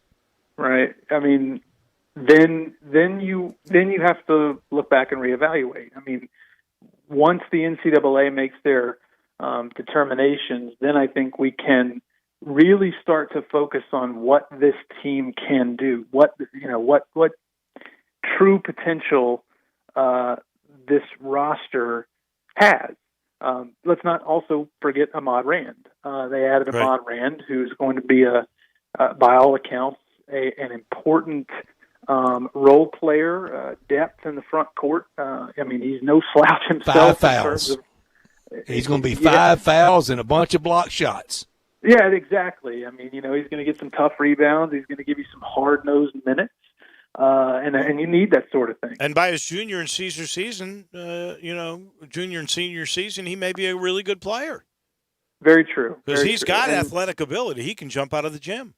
That's true. And then again, we're also haven't mentioned even the fact that Isaiah Stokes is going to be a part of this team this year. So, it's shaping up after a few months of some serious hand-wringing when you lose Jalen Green to the G League and you lose, up to Greg Brown, almost double digits in terms of targets that guys that they had targeted that decided to go elsewhere. We're talking about Devin Askew going to Kentucky, Terrence Clark going to Kentucky, Madi Sissoko going to Michigan State. You mentioned Greg Brown, Jalen Green. Memphis missed on probably more players than they're used to in a given recruiting cycle, but coming through in the bottom of the ninth here with a really, really, really big hit in Musa Cisse. And for next year, with the schedule being bandied about, the toughest part of the schedule, again, could be the non-conference, but where the Tigers obviously need to improve is in conference. And last year it was not a very good conference at all. And today at Joe Lunardi's bracketology, only one AAC team in his field right now, but I think that will change with today's news. You got to think so, and then it could change even more for the better when the NCAA decides what's going to happen with the two transfers. I did notice that he had Cincinnati right there on the bubble. I think, given today's news, that's definitely got to change, because I think that's what a guy like Moussa Cisse does to a team. I mean, this is already going to be a pretty good team. Lester Quinones, Boogie Ellis, DJ Jeffries. We're talking about guys who have serious talent. They're all a year older. You throw in Damian Ball. Alex Lomax is going to be in his third year. So, this team was going to be a pesky team already. But now you add, I talked to some guys who know a little bit about basketball. Last week I talked to Jeff Goodman and Rob Doster and Jeff Borzello, some national media guys, about what it would mean if Memphis were to go ahead and close the deal. And I mean, they all, to steal a line from Jeff Goodman, he said it changes things. So you guys forgot one guy too. I think he's going to be a good player. He was a really good high school player. He had star value, and that's Dandridge. Malcolm Dandridge, absolutely. Malcolm Dandridge, and you mentioned Stokes, which we haven't even talked about. That was a 4-star guy out of high school. And you're talking about depth that we've never seen before. And, Jason, it's why it just once, just to please me, maybe in one of the throwaway non-conference games, but we're talking like we're going to have a season, please, let's have one. But just for one time, line up Dandridge, Stokes, Cisse in a 2-3 zone on that back line, wingtip to wingtip, and just tell the guards, gamble as much as you want. Forget about it. I mean, that would be a nightmare. And of course, that's not something that we think after what we saw last year that Penny Hardaway would do much. But yeah, that'd be fun to watch here and there. I mean, if you need to shut things down, that's a really, really strong front court combination for 3, 4, 5 minutes in any given game. That's scary. And you brought up Dandridge. One thing I wanted to mention is he has used this off season to trim down tremendously. So he's not quite as thick as he was. I think he's lost weight, but he's kept the muscle. And he was nowhere near 100% healthy at all last year. And I thought he showed some pretty nice flashes, even for being not 100%. So, having a trimmed down 100% Malcolm Dandridge, I think you're absolutely right. Could be a very under the radar storyline to watch this year. He trimmed down, and Boogie trimmed up, bulked up. Boogie, they say, has gained 15 pounds. I suspect that the most improved player on this team next year will be Boogie Ellis, based on what I thought his upside was going to be. Yeah, I mean, yes, I think that he will. As far as production, I think the potential has always been there. The talent has always been there. He just didn't deliver as much as everybody assumed he would last year. But yes, if he delivers, he could be the most improved in the conference. I saw him. I covered some of that grassroots mini camp over at Freedom Assembly last week, and he was hanging around. And yeah, he's put together, man. He's not going to get pushed around much. You mentioned earlier the loss of Mike Miller, who, by the way, got the job. He said he was leaving for his family, and here he is. He's going to coach his 2 sons. How much family time will that be? That's very cool for Mike.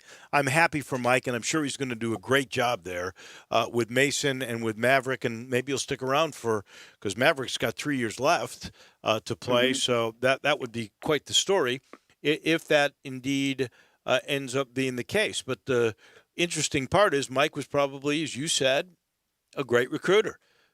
Penny got every one of these guys. Penny got Cisse. Penny got Nolly. Penny got Williams, because at that point, Mike had already checked out. And Penny got Ahmad Rand. So this class is Penny Hardaway's. Yeah, and a lot of people have talked a lot about the impact, the recruiting prowess that Penny Hardaway boasts. And, I would say that when Mike was on the staff the last couple of years, Penny, as most head coaches do, you let your assistants and your recruiters recruit. Penny did his fair share, don't get me wrong, but he was not necessarily in the driver's seat 100% of the time or even 50% of the time. And so, for the last couple of years, credit Mike Miller and Cody Toppert and Tony Madlock and, Sam Mitchell before them. But no, I mean, if there was any doubt at all that, Penny Hardaway doesn't, maybe he's lost something, or maybe he never had the ability to go out and recruit at a high level, well, you can forget that. This, he flexed some serious muscles these last few months. Who will be the new assistant coach, and when will that decision be made? I still think that's a ways off. I mean, I'm talking about probably not next week, probably not this week, maybe even not the next week, because there's really no rush. They right, can't, and wait and see on virus and budget. Mm-hmm. Yeah. I mean, because they can't, see anybody face to face still, and that's through August, I believe, and that could be extended even more, depending on how things go. And they don't the team doesn't actually start or can't actually start, real practices. They can do individual workouts and things like that now, in small group workouts. They can't actually start practicing on the floor for another week or so. So, I still think that's a little bit ways off. And from what I understand, there's a couple dozen still in the mix, candidates still in the mix. So I think we'll see that start to narrow down here pretty soon, though. I think when it is all said and done, there will be more than one hiring for that. I think there could be additions to the staff beyond just the one assistant, by the way. Yep. Just so you know. So this is a big day. It really does change, I think, a lot of the perception. I guess, though, we just saw the news from Philadelphia today. I mean, if we're going to be enthused and talk about the future, we have to be realistic as well, with Philly announcing that there will be no crowds in any of their ballparks through March of 2021. Wow. So do you wipes think, out Villanova, Temple, well, Drexel? All 76ers, the Phillies, the Eagles, Flyers, no crowds through March of next year. Do you think in the end we'll play without fans collegiately? Yeah, I think that I think that is what's going to end up happening. And I just don't see how that is avoidable at this point.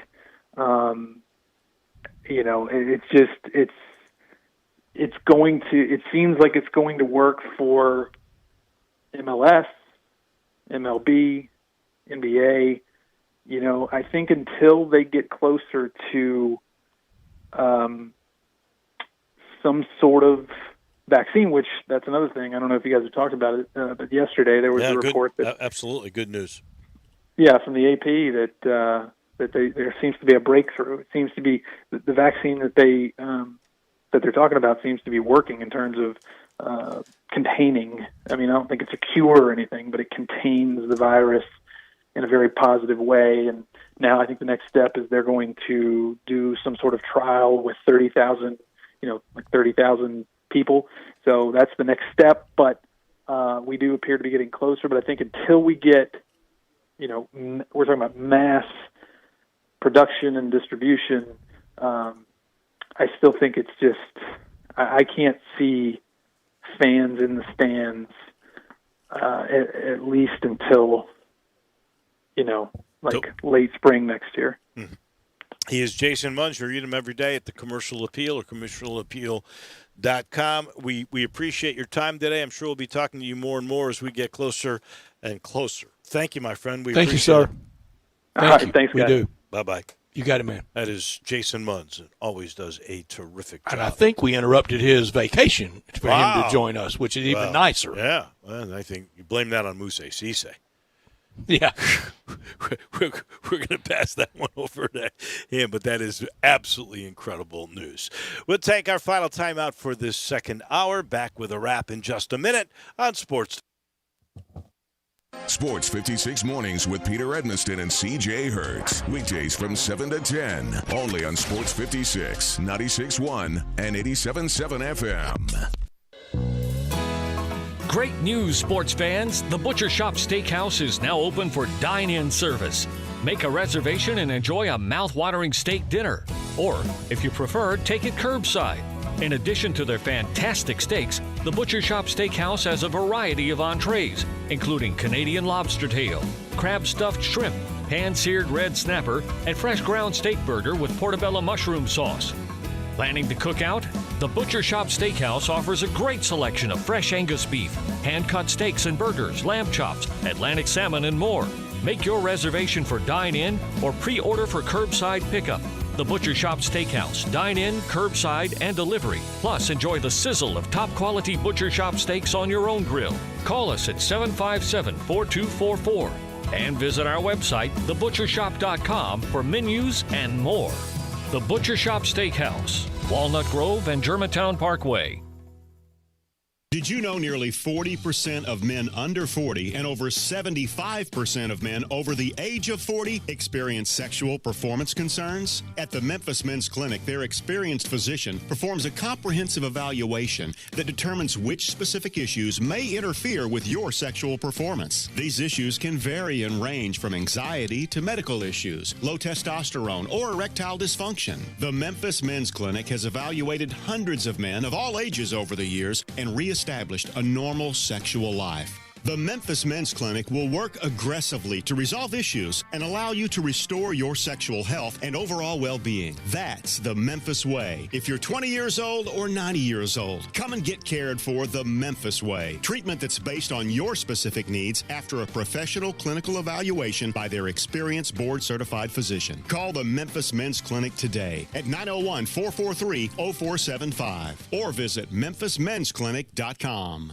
I Buy Houses, 901-406-1101. That's 901-406-1101. I Buy Houses. I Buy Houses will buy a house in any area, in any condition, and yes, it's guaranteed to close in 5 days. If you need to sell your home quickly, call 901-406-1101. If you've been through a divorce, if you lost your job, if you're tired of renters, I Buy Houses can get you your money quickly. I Buy Houses will buy your home in Shelby County, DeSoto County, Memphis, Bartlett, South Haven, Horn Lake, Olive Branch, anywhere and everywhere in between in any condition. And yes, they're open 24 hours a day, 7 days a week. I Buy Houses, 901-406-1101. That's 901-406-1101. Grab that pen, 901-406-1101. I Buy Houses. Now, more of Sports Time on Sports 56 with Wolo and Stats. This hour of Sports Time is brought to you by Homer Skelton Hyundai.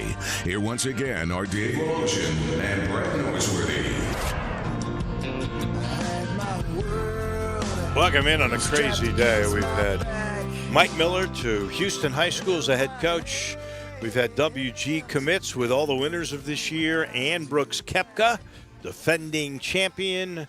And we heard right as we were coming on the air, making it official, big man Moussa Cisse will be a Memphis Tiger. Really, really excited about that. And that gets us to, sort of peek ahead. Hopefully we have games. And take a look at Joe Lenardi, who finally, I got to give Joe credit. It didn't take him a whole year like, ESPN has done in certain occasions. It only took Joe about 2 months to figure out that UConn is no longer part of the American, that they are a part of the Big East. We broke it first that I don't think he knew the difference. Right. But do you see how ESPN at the NFL, how they're listing Washington now? Just Washington and nameless. No logo, no nothing. Perfect. That's what they are right now until they have a new name. They have the logo, one thing but just not Redskins. I don't think I want to take a shot at Joe Brackets. I don't want to waste too many shots at bracketology in July. But he has 7 from the SEC, including Ole Miss, with 10, a lot of new players coming in. 10 seed, yeah. As a 10 seed, on Arkansas is 8. and I can't find Auburn anywhere. No, Bruce Pearl will have a team around. Are you kidding me? He's had a great recruiting year. He's got to be in there. How can he not be in there? Sure. Got Alabama in there, Tennessee in there, Florida in there. Kentucky is a 4. Again, I don't want to get too nitpicky on brackets. Did you see SLU as a 10 seed Yes, and Creighton I did. as a 4 seed? 4 seed. Well, Creighton is really going to be good, and that coach is terrific. He keeps getting good recruiting classes too. I'm still looking to see where the heck I don't see Auburn in here. How can they're not? How can that I be? can't believe That's you have just 7 from the SEC and you don't have Auburn. I guarantee you, Bruce Pearl will find a way to squeeze into that field and make some noise. If Ole Miss is a 10 seed, I think that's a nice step for Kermit, considering they got Tennessee as a 4 seed. I think if he probably could redo the first 2 years, Dave, kind of do it in reverse. The first year, let it be the second year, and the second year be the first year when you go to the tournament. Got blasted nonetheless by Oklahoma and Lon Kruger that first year, but he took that big step the first year, and then last year was 2 steps backwards. I know they got a bunch in there, but I guess Kentucky and Tennessee as 4 seeds are the highest ranked. Florida's a 6. But by the way, Houston, the only American team in there, is a 5 seed. So I think that aren't those those are the top seeds at 4, right? Yeah, but LSU in there is an 8. Shaka Smart's going to need that 3 seed. He'd take that right now, wouldn't he? He would. Well, he got that kid, that Greg Brown. If he's as good as they say, if they're on chalk in Memphis, we would have Baylor and Duke, Texas in that 3 spot, and Ohio State the 4. That would be some grouping if that's what ended up happening. And great in take, Memphis. Dave. If it's fanless through March, that impacts NCAA tournament in Memphis. Well, you know who helps bring the tournament to Memphis to make sure we get these kind of great regionals that we've had a few times in the last few years? That is the Memphis Tourism and Sports Council. We can't thank them enough for all the work they do. And, they have made Memphis and Shelby County one of the great outdoors places, amazing amenities for people who live here or people who like to come visit, whether it's riding bikes through Shelby Farms Park on the Green Line across the city, gliding over the Mississippi and the Big River Crossing, just a few of the reasons that really Memphis is one of America's best bike cities. Outdoor enthusiasts wouldn't want to miss the Bass Pro Shops at Pyramid. When you want to talk about taking their gear to fish, kayak, or paddleboard, you can look out at all the waterways. It's just outstanding, all the great things, including the Hall of Fame, which is sort of on hold for a minute. But the Memphis Tourism and Sports Council do so many things, including that great NCAA regional that will be held here, hopefully, next spring. That's 2 hours in the books. When we come back, our old friend Ron Tillery on the NBA and the bubble. That is coming your way next.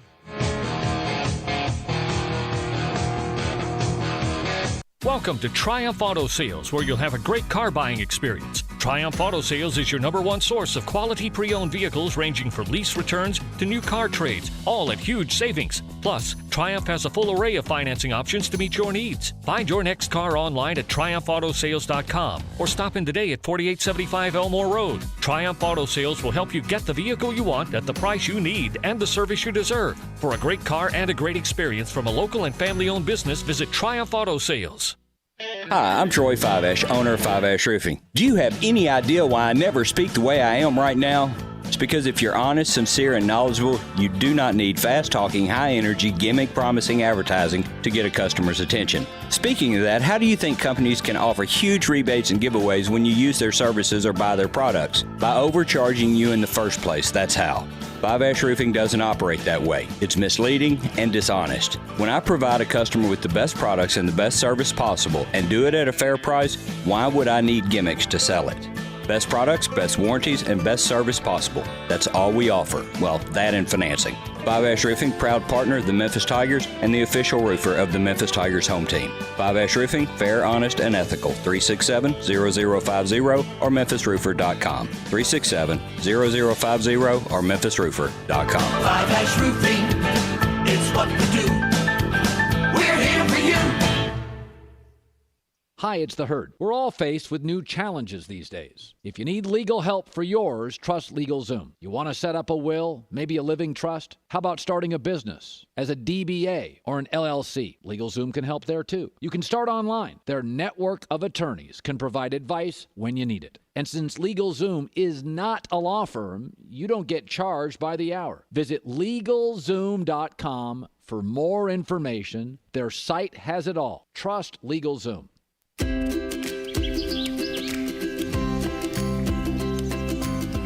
Summertime and the living is easy. No more cutting or paying utilities. Literally, you guys, Town Village Audubon Park, nestled in the heart of East Memphis, located corner of Park and Cherry, is a beautiful residential neighborhood. Looking for a great place to retire, but you still have a very active lifestyle? Then visit Town Village. Only requirements that you're 55 plus. Prices per month starting at $24.50. The Gourmet Chef welcomes you to visit our restaurant and bistro. Package includes 3 complimentary meals per day, maid service, free local transportation, monthly coffee club, themed dinner parties, lots of fun. Visit us and call Daniel or Bo at Town Village Audubon Park at 901-374-7342. There's no place like home. Town Village Audubon Park. We are Sports 56 WHBQ Memphis, WIVG-FM Tunica Memphis, and WPG-FLP Memphis, Flynn Broadcasting Stations. Welcome back to Sports Time on Sports 56 with Wallo and Stats. This hour of Sports Time is brought to you by DeSoto Auto Sales. Here once again are Dave Woloshin and Brett Norsworthy.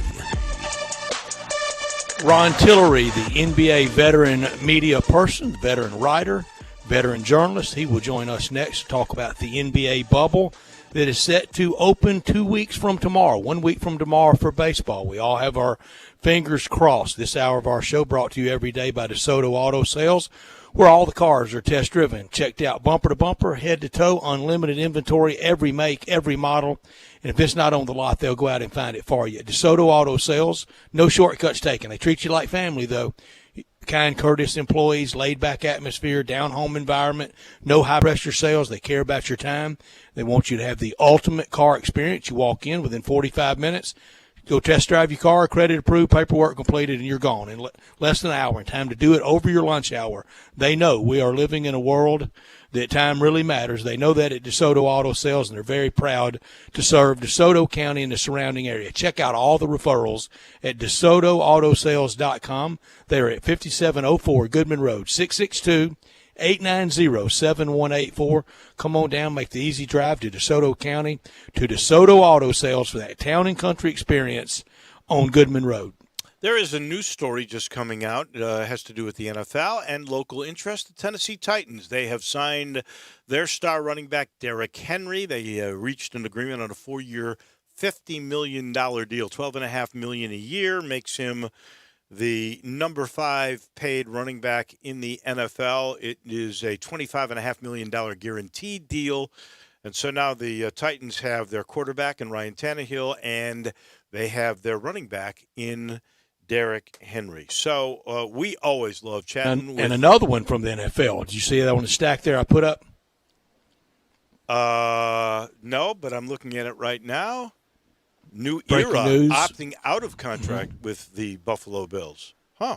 Yeah, the merchandiser, and I think you're going to see more and more of that college and pro, and that's going to leave the cash on hand, the liquidity of a lot of people that could ever imagine having to have liquidity problems, having them. That is absolutely interesting news for sure. In the meantime, the original, that's the only way I can say it now because there have been a few since he left, the original beat writer for the Memphis Grizzlies, and he did it for a long time. Ron Tillery joins us now, and we are set in about a week to have games down in the bubble in Orlando. As you've looked at this from afar, Ron, do you think we will have the restart of the NBA season? Good afternoon. Good afternoon, gentlemen. Always good to join you guys. And I have opted out of the New Jersey Net, by the way, or the Brooklyn Net. Brooklyn Net, yeah. The Brooklyn Net. Yeah. You're not alone. They need some players, and I won't play. But But no, they will absolutely start. And I told Stats this maybe a week or two ago. I really think it's 50-50 whether they finish. I'm not so sure they're going to crown a champion. I really don't. Because, for one, this is not a bubble. It's a campus, and the NBA is doing everything humanly possible to make it as secure as possible. But when you have all these Disney workers who can come and go, maintenance people, maids, food service people, it's not a bubble to me. And so you have players who have already tested positive for the coronavirus, and then before entering the bubble, you had practice facilities who have had to close. Indiana, Denver, I think Portland may be one of them, before they even entered the bubble. So it's not much of a bubble to me. No, Ron, and if we have a shutdown, our next shutdown is the long shutdown. Our next nationwide lockdown is going to be everybody. I mean, you can call it whatever you want to call it, but it's going to be martial law. Everybody stay at home, probably with a mask on inside your own house. But the next time sports get shut down, if the bubble does not go off successfully in Orlando, that's it for sports for the long haul. Well, I do think you're right in alluding to the fact that people are looking to the NBA because they had the one case, and they were the first professional sports league to shut down back in March. And so now we got to see how many cases and who contracts the virus. Like, so if it's LeBron, if it's Giannis, if it's a major star, how will the NBA react? So if they shut down, and they've shut down in this so-called bubble, how would it impact, what the NFL does, what the MLB does? That's going to be fascinating because the NBA almost set the standard. Well, let's just say that LeBron James and Anthony Davis both come down with the COVID, and it happens after the 8-game regular season closure. It happens in the first round of the playoffs against the Memphis Grizzlies, provided they hold on to the 8th seed. Oh my goodness! I mean, you would have to make the Grizzlies probably the favorite to win that round. You definitely would have to. I think it's interesting that the players who have contracted it are getting kind of leaked, or either they reveal themselves. The Grizzlies are among the teams that will not reveal who may have contracted the virus. Some teams will, some teams won't. But you're right. So MLS, didn't they just kick out a couple teams and say, well, they did. You got to go home? Yeah, they did. So is the NBA going to do that? I don't know. It's all fluid. We hope for the best, and again, I think they will 100% start, but I don't know if they go 2-3 months. I really don't. It's interesting and kind of confusing to me. I'm not sure what the policy is on the revelation of who's got COVID and who doesn't. For instance, let's just go with the Houston Rockets. Russell Westbrook said, "I've got COVID." And so he was under quarantine, and he didn't show up when everybody else did. Today, the Beard, James Harden, shows up. But they never said why he didn't show up originally, and I still haven't seen a story on that. Maybe he said, "I don't want anybody to know." And I've been around the NBA a long time and professional sports a long time to know that personal reasons can mean a lot of things. Kawhi Leonard didn't show up for quote-unquote personal reasons. Initially. So, I mean, you don't know. You don't know if they had it. But in fairness, Dave, to those guys and to every player in that bubble on that campus, those are medical records. I mean, they don't have to disclose them. And no. And so, that's the touchy thing that the NBA has to deal with. And if I could just say this, you guys may have gotten to this, but I don't mind the complaining. I think a lot has been made about the guys complaining about this, that, and the other. But you know what? I got stopped for a ticket yesterday, the woman said I was doing 40 in the 30. And I said, hey, can you just give me a ticket? I mean, a warning. A warning. Can you just give me a warning? And, you know, and so in our everyday life, we complain about, you know, things. And when these guys are accustomed to a certain lifestyle, and granted the NBA is trying to accommodate them as best as possible, you know, when you live at home and with making millions of dollars, you know, and you don't have roaches, you don't expect to go to a resort that got a roach in it.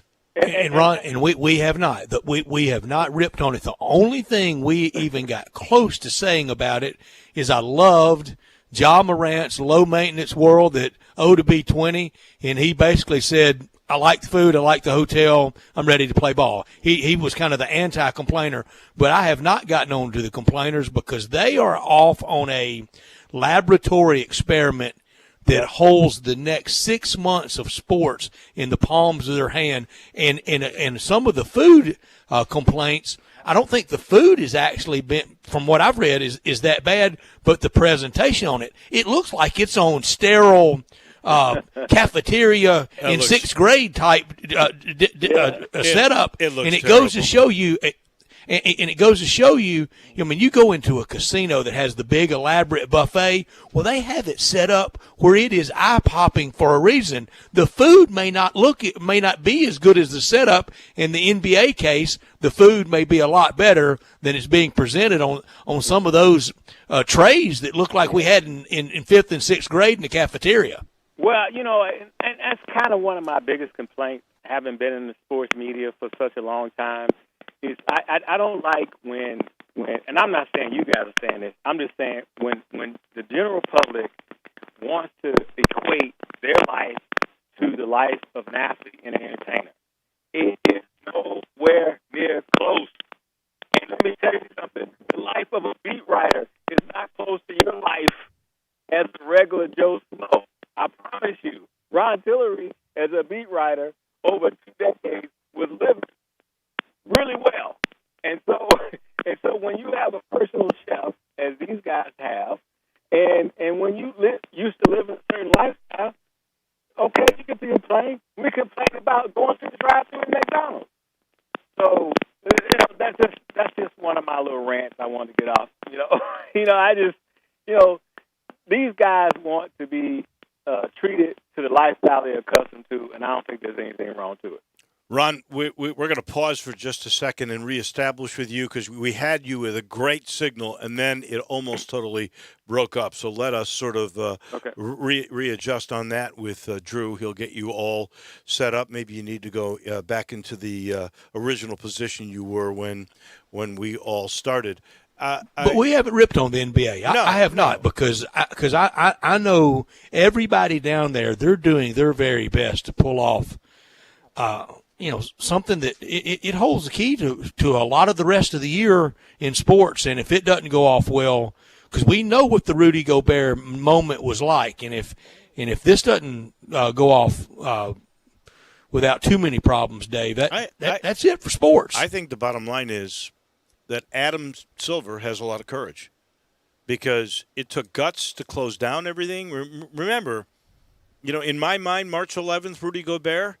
That's when the world came to a decisive change, and it was Adam Silver who had the guts to say, we're not going to go anymore. And he's got the guts. He knows this is risky.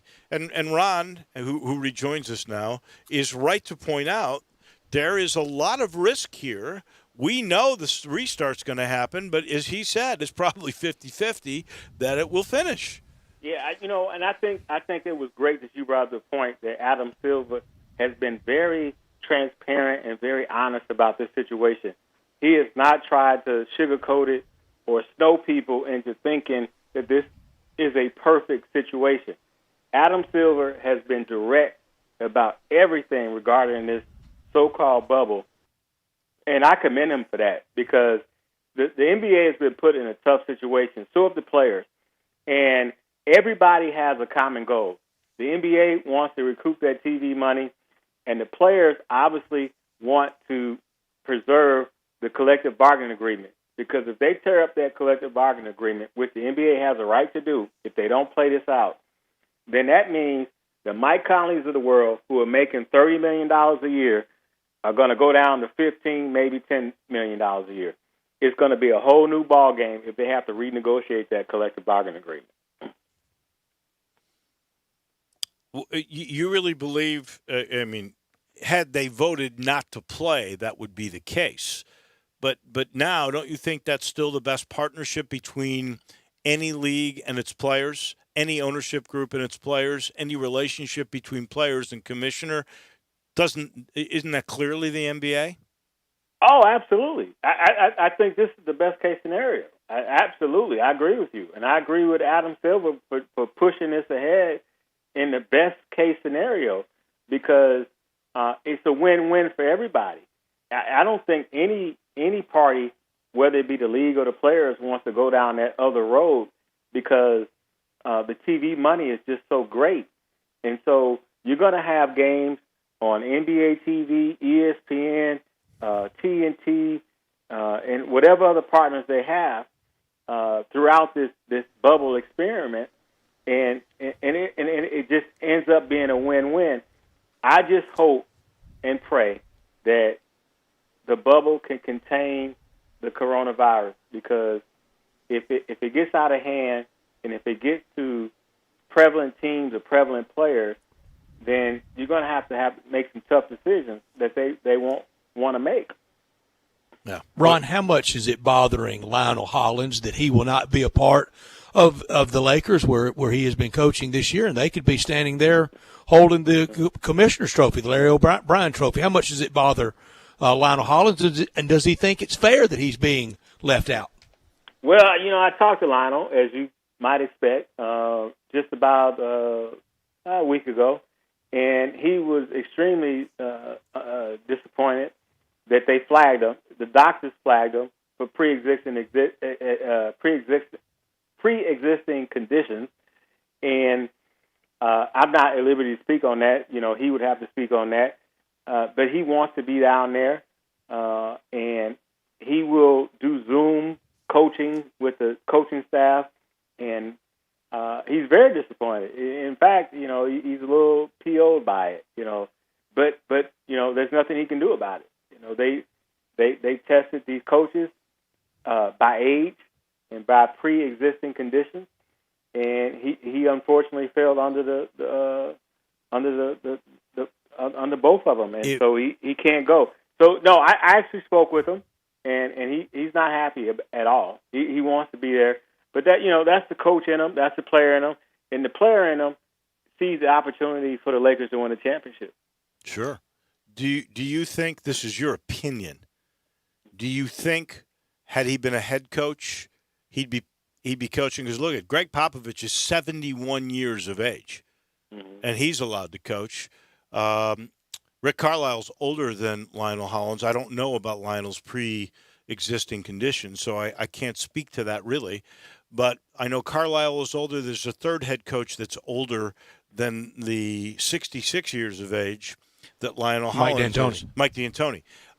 My sense is, had he been a head coach, he'd be coaching.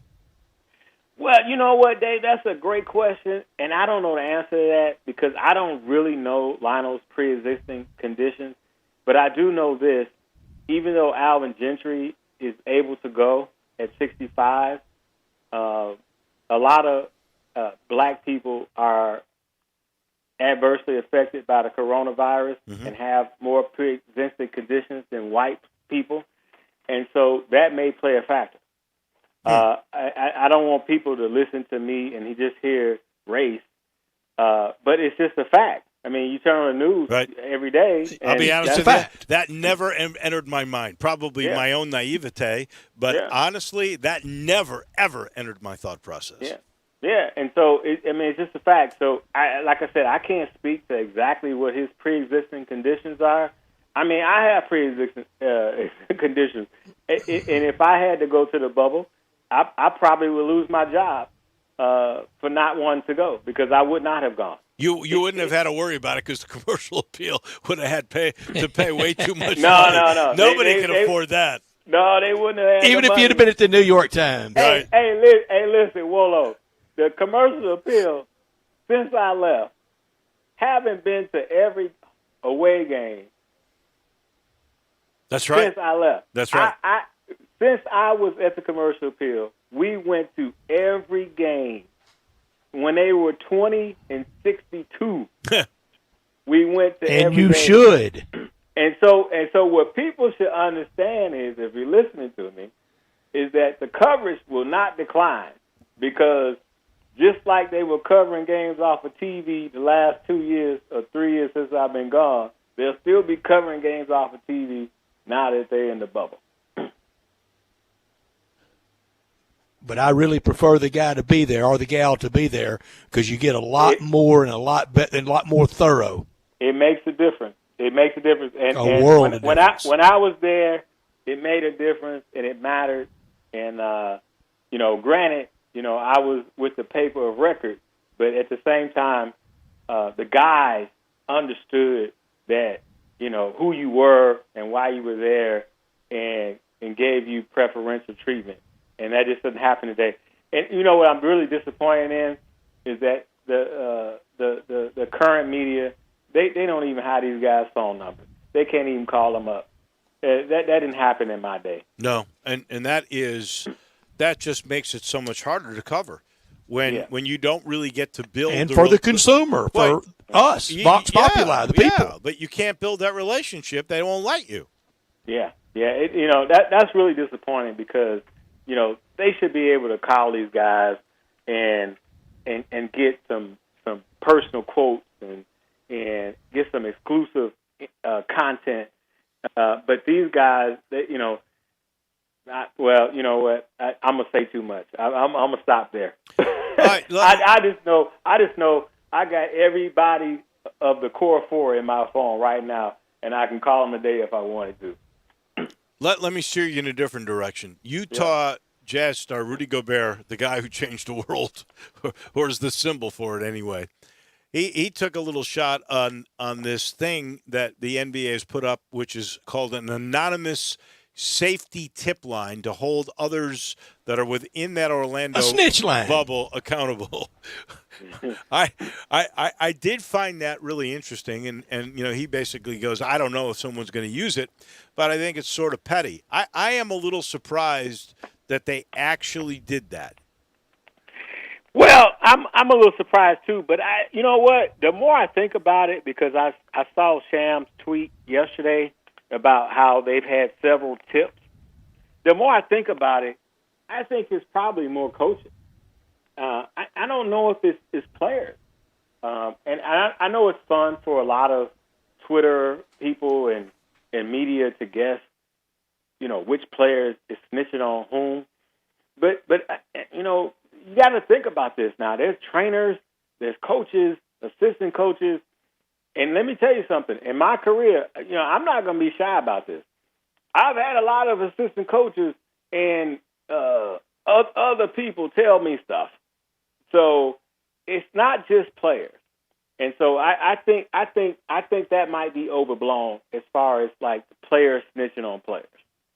Well, what would happen if Nick Calatha snitched on Tony Allen, Ron?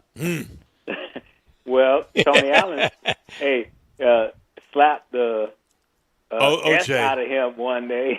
Out of Calathis? I just remember the tone. He got it good. I remember the Bure game gone bad. Yeah, you don't remember. OJ. That's why Tony Allen got suspended one night. He Nick Calatha was going at him too hard in a shoot around, and Tony told him to slow down, and Nick Calatha wouldn't slow down. And how I know this is very true, I was in Detroit when Tony Allen was explaining this to Tayshaun Prince, and I was right in earshot of Tony Allen said, and I hauled off and slapped the S out of him. So, hey, man, I can't, you know what? This bubble is going to be a reality series every night, and I cannot wait to hear about the first fight. I can't wait to start watching it because it's going to be on all day and all night. We're going to get baseball all day and all night. We're going to go from nothing to a whole bunch of good stuff. Please, Lord, please. Please. Oh, man. Thank you, Ron. I tell you what, it's good to be with you guys, and I appreciate you guys. I don't want people to misconstrue my comments. I'm glad that they're coming back, and I think it's going to be fun. I'm glad that the guys are excited about it, and I just hope that it's safety first. I got to decide whether to send my son to his senior year in high school. Yeah. By the 18th. You got to decide by Saturday. And that's a tough decision. Because let me ask you this: Does he play any sports? This would be his senior year, his third year varsity basketball. Well, if you want him to play, you got to send him to school. That's the way this is coming down. Yeah. Well, we have already allowed him to make the decision, and he wants to go back. But there's, the father in me is trying to say, hey, we have to reevaluate this based on what we know when it's time to go. And so I will see, but yeah, it would be a shame. He started on Germantown South varsity as a sophomore. Wow. And this would be his senior season, and it would be a shame if he could miss out on that. Oh, it would be terrible. I'm certainly not telling you what to do. My wife is a teacher. She's and I know the situation. You got to make a decision, and you can't change it either. You're either going or you're not going. You'll get it virtually. You'll learn virtually, but if you learn virtually, you can't play because you have to go to the school room. You have to be at the school in order to be eligible to play. Which to me, I'm not sure that is fair, but it is what it is. Yeah, and not to be too political, but to your point, Wallo, we just all think it's safety first. Right. This thing is serious, and very. I had a guy install a ceiling fan today, and he had his mask on, and let's wear these masks. I don't care what logo you have on it. Ole Miss, Tennessee, Memphis. I don't care. You better have something on if you're coming in my house. I had the same thing today with pest control, and I stopped him at the steps and said, we got to have a mask on. Yeah, and so I just want to preach that because I know in my house we take it extremely seriously because of the unknown, and that's what we're all still dealing with. It's the unknown. That's right. And I had one on for him, too. I wanted to protect the man that was in my home. Yep. Yeah. So, hey, I love you guys, man. I appreciate you. Thank you, Ron. Come on. We feel the same way. Thank you, buddy. Hey, we're going to have you talk on soon. as soon as these games start. We're putting you back on. You're going back to work.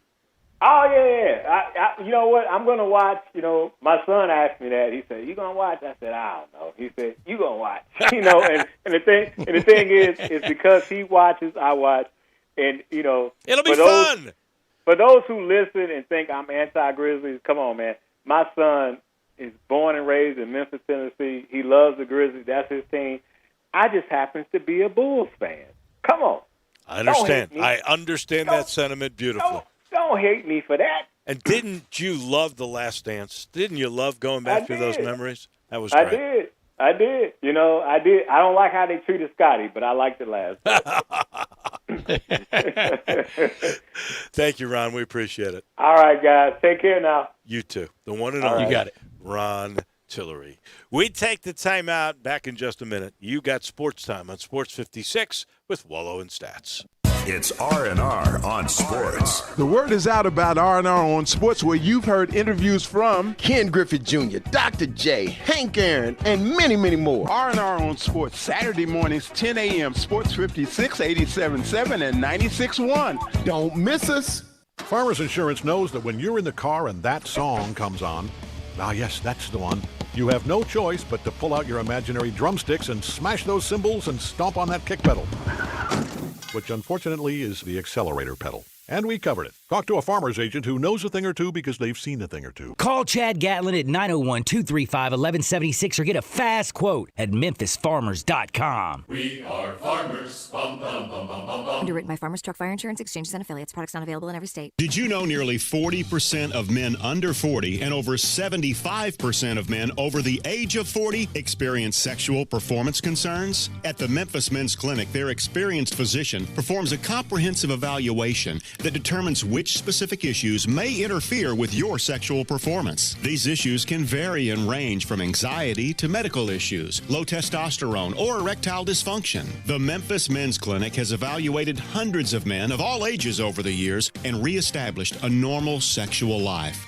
The Memphis Men's Clinic will work aggressively to resolve issues and allow you to restore your sexual health and overall well-being. That's the Memphis way. If you're 20 years old or 90 years old, come and get cared for the Memphis way. Treatment that's based on your specific needs after a professional clinical evaluation by their experienced board-certified physician. Call the Memphis Men's Clinic today at 901-443-0475 or visit memphismensclinic.com. Did you know Geico's now offering an extra 15% credit on car and motorcycle policies? That's 15% on top of what Geico could already save you. So what are you waiting for? Your baby to let you sleep in?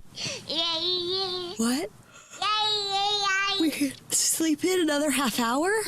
Thanks, sweetheart. And you'll change yourself too? There's never been a better time to switch to Geico. Save an extra 15% when you switch by October 7th. Limitations apply. Visit geico.com for details.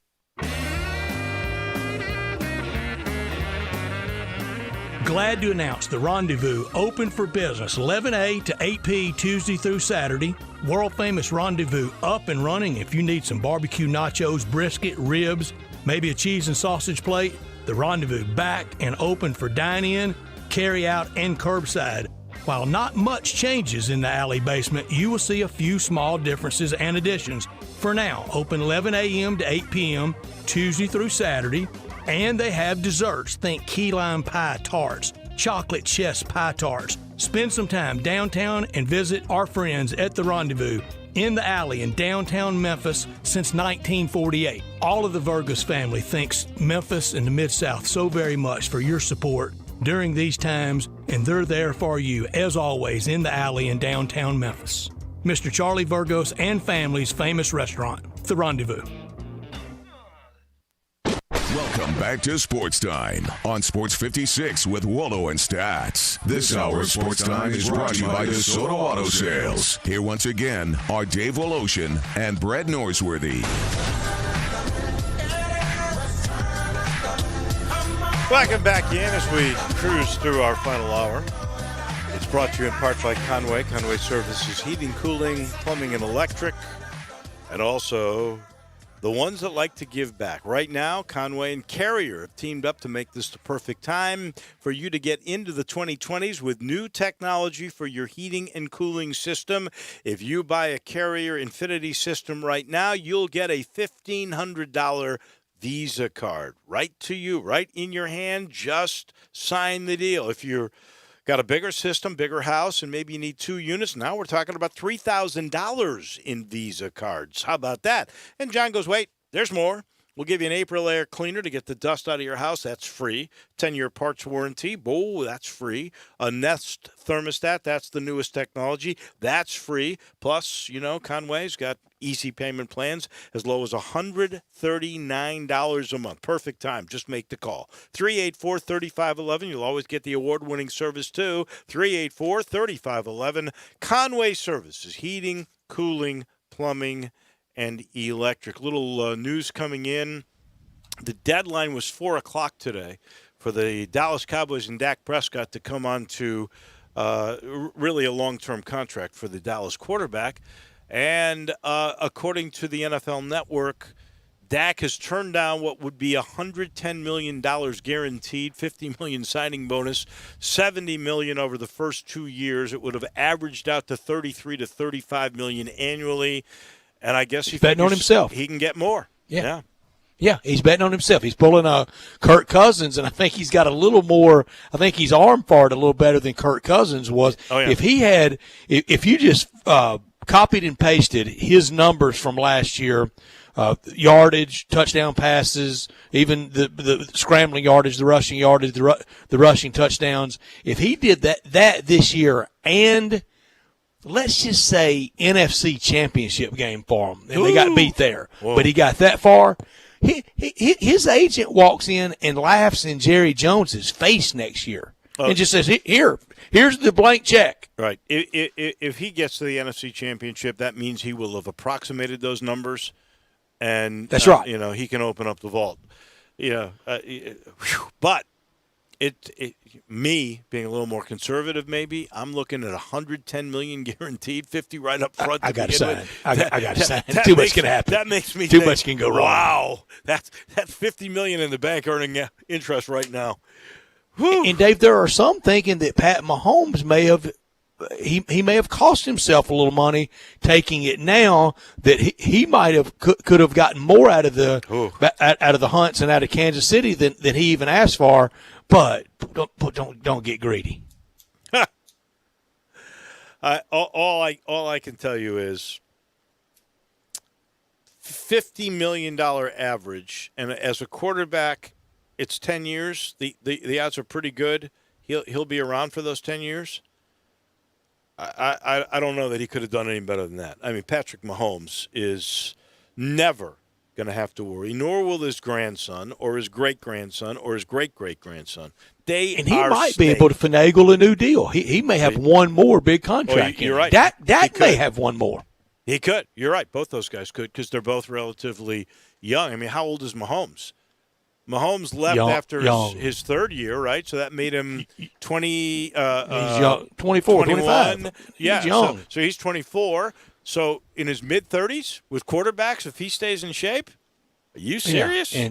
And they sell a lot of tickets. And I love Dak Prescott. Last Egg Bowl at State in 2015, post-game, I praised him. I was glad to never have to play against him again, because what he did 2 years before that with a very heavy heart, and they put him in late, hurting emotionally and also physically. He was really beat up, and he was the difference in that game in overtime that night. And he's just some competitor. And Jerry Jones doesn't make many bad business decisions, but this could be one that really burns him. Yeah, I would agree, and yet he was offering $110 million guaranteed. So, but that's the price of doing business. That's the market. This has been a really big newsy day today, with it being tax day, by the way. But it started with Mike Miller in the morning signing to be the head coach at Houston High School, to coach his two sons, both of them this year. And then his son Maverick will be, I believe, just a sophomore, so he could be around for 3 more years. Then we got tremendous commitments. As you said, it may be the best field already that we've ever had at the WGC FESJI, with Brooks Koepka coming back to defend. And everyone else who committed today has already been a winner, from Daniel Berger to Dustin Johnson, both, by the way, winners here, to Colin Morikawa, who won last week. Great 6 commitments so far from the WGC. Then Musa Cisse became a University of Memphis Tiger. All those incredibly newsworthy, but last night may have taken the cake when Tommy Tuberville, the former Ole Miss and Auburn and Texas Tech and Cincinnati head football coach, when Tommy Tuberville became senator. Well, he hasn't yet. He's got to win the election in November. He's got to win in November. But the Republicans always win just about. Tommy Tuberville, just about a shoo-in to become, in November, the Republican senator from the state of Alabama. How about that? All the people that I've dealt with in sports and in politics, there was never one time that I thought, in all the years around Tommy Tuberville, United States Senate someday, the world's most deliberative body, the world's most elite club, only 100 members of it. And I was thinking last night, some of the people that could have been, and earlier when I mentioned who in Tennessee, and a friend of mine texted me, Now, he was elected in another state, but Heath Schuler is probably the best state of Tennessee person to go into politics. But he represented Bryson City, North Carolina, in the House back in D.C. for him. And the jokes kind of wrote themselves. He threw less interceptions in the House than he did for the Washington NFL team. But Gene Bartow, if Gene Bartow could have been in politics, politics would have been well served by him. Oh, yeah. Well, I can tell you a guy, he was never interested in it, but there was a period of time when Larry Finch could have run for mayor and been a winner. I think Larry did try and won some political races, didn't he? I don't remember that. I don't remember that. That might have been before, not after 81 when I got here. But I thought Larry did run for something. No, I'm after he was U of M coach. Yeah, while you were here, I thought he did. Of course, Jerry Lawler ran from air quotes here sports. Well, he ran for mayor. Right. Sports. He didn't run for mayor. But if Larry, of all the people, I never thought Tuberville was going to be. No. But here's the thing about Larry. If Larry Finch had come after he came back from being a professional player, before he went to play or to coach with Gene Bartow at UAB, had he then decided to get into politics because he was such a galvanizing personality as a player, had he come back then and honestly tried to work with people and break in, I think because people were so drawn to him and loved him, and he would have surrounded himself with great people, I think he would have been outstanding. Well, it was easy to like him. Oh, yeah. That was for sure. How could you not? It was charisma about him. How about John Calipari? You think John Calipari could have been a politician? No, I don't. You don't? I don't. Oh, I do. No, I don't think building a consensus was really his masterpiece. I think it was really doing it one way. And it made me think last night, if Tuberville won that big, all these years removed, what would Saban have won by? What would Bear Bryant have won by? Well, Bear knew to stay away from it. I mean, he just kind of would see the governor. And of course, he had George Wallace he had to deal with, and he didn't want to get too close to him because he didn't want him hurting the image of his program back then. But Tommy Tuberville last night even carried Tuscaloosa County. I was shocked by that. They forgot about those 6 wins, huh? That he had and Pat Smith with a good text to me last night, our guest yesterday from Jocks. He texted me. He said, Tommy Tuberville's beating Jeff Sessions like he beat Mike Shula. Gosh. Anybody else you can think of from this area that would have been a great politician that was a personality, a sports personality? Well, it's hard to do it because in sports, especially from the coach, it's kind of your way or the highway. Mm-hmm. And in politics, you can have that brashness and that kind of that bellicosity, but then you've got to build a consensus and you've got to work with the other side. And Tommy Tuberville is going to learn being. And if they are in the minority next year, the minority party with the Democrats taking the majority, it's not a lot of fun being the freshman senator from Alabama on the postage stamp committee. Would Billy Murphy, who I really never had the opportunity to totally work with? I don't think so. I don't think he would have been much for – no, it was kind of – Well, he and Johnny Vault were really tight, weren't they? They were, and same applies. They were not – They were not. Lou Holtz was very interested in politics, and even when he was, I don't know if he was getting burned out, but he was becoming disenchanted with the Arkansas job and threatened Coach Broyles several times to resign. He was making phone calls around Arkansas to maybe run for the United States Senate in 1984. And then he had the bad 83 season, 6-5. They didn't go to a bowl, and he had some dalliances from his North Carolina days with Senator Jesse Helms, and it was not the reason why he was fired, but it was easy to kind of attach that to it. The reason why he got fired is he went 6-5 and didn't go to a bowl. But being linked with Jesse Helms didn't help either because they were scared that would adversely affect recruiting. Sure.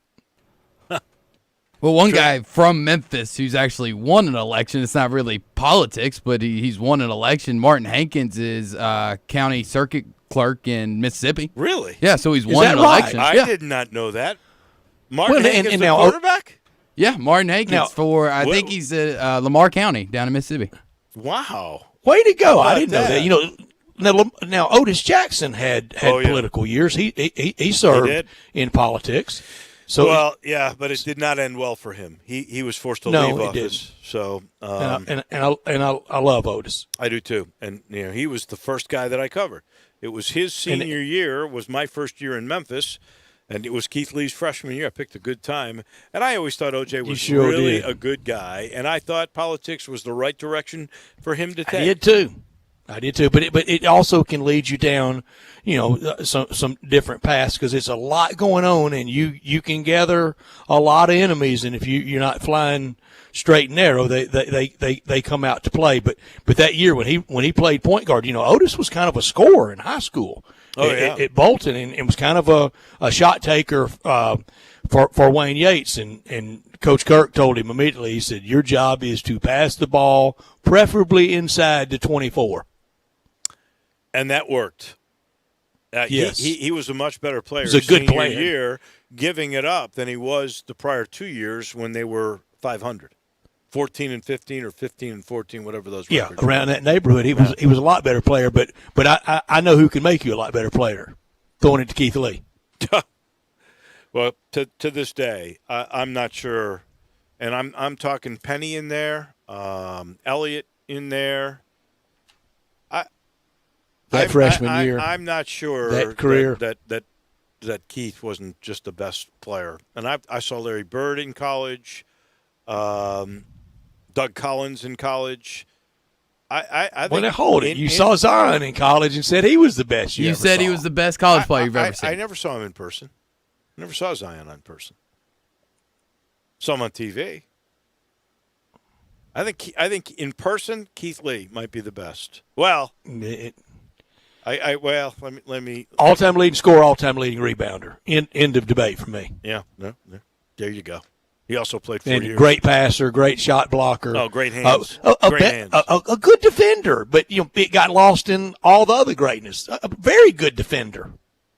He was not as good a defender as he was an offensive player or passer or no.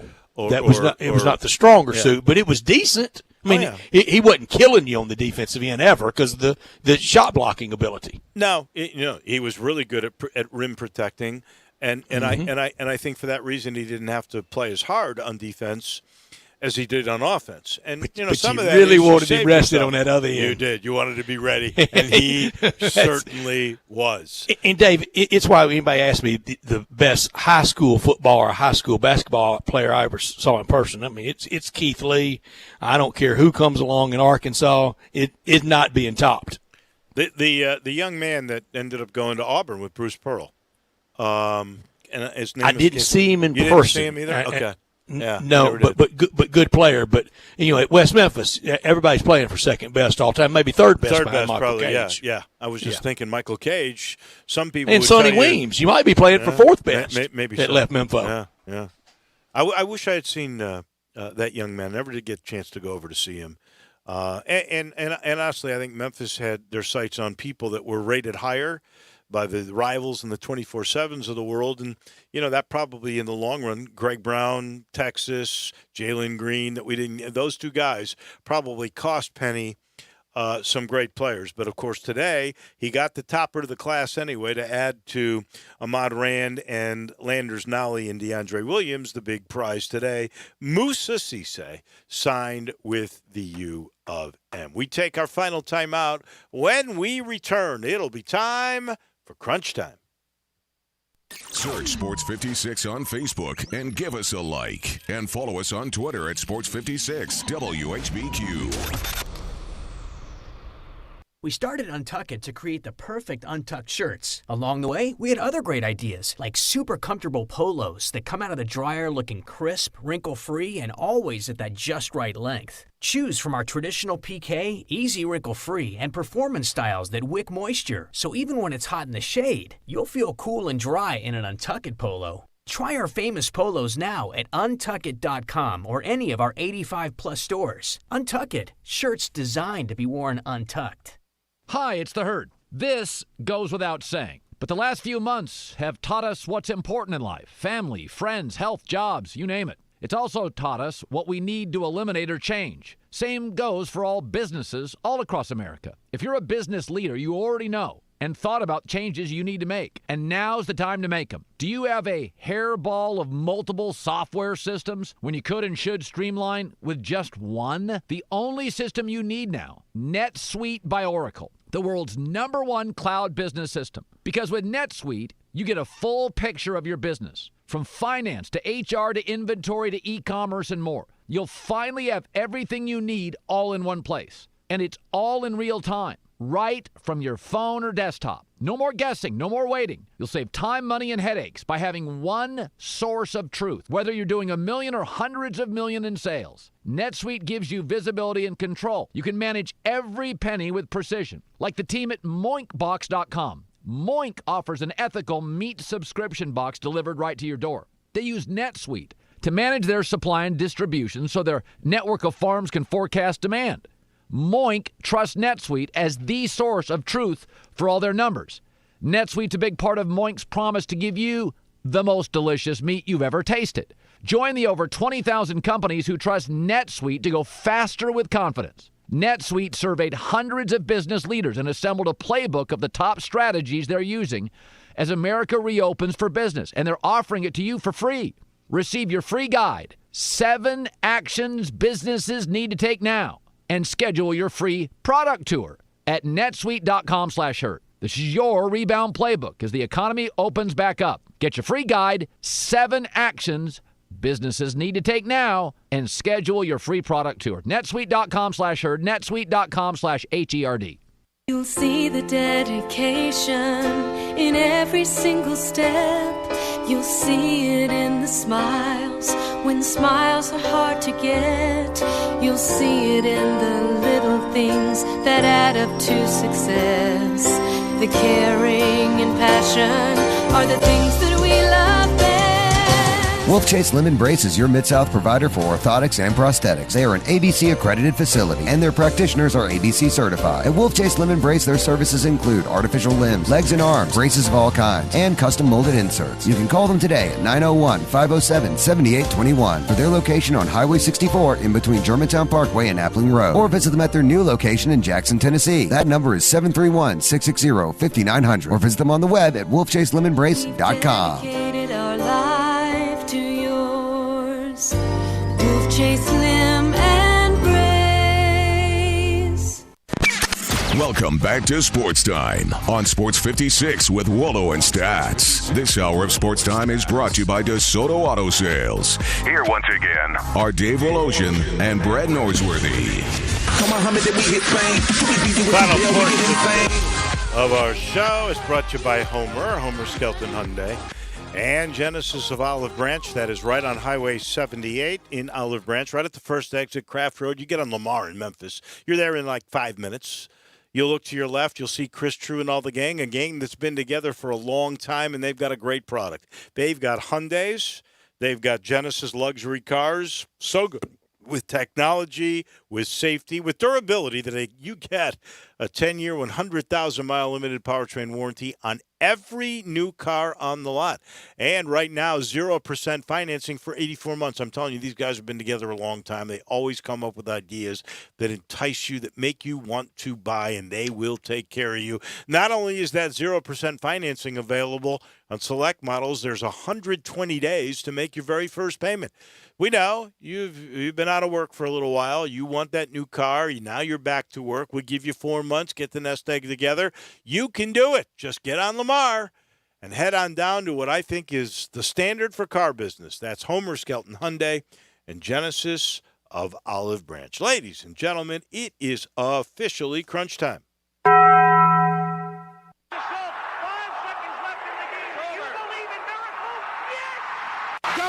crazy, folks! Go crazy! This is Geraldo. It is crunch time. You are looking live. In your life have you seen anything like that? Take questions again for the student athletes at this time, please.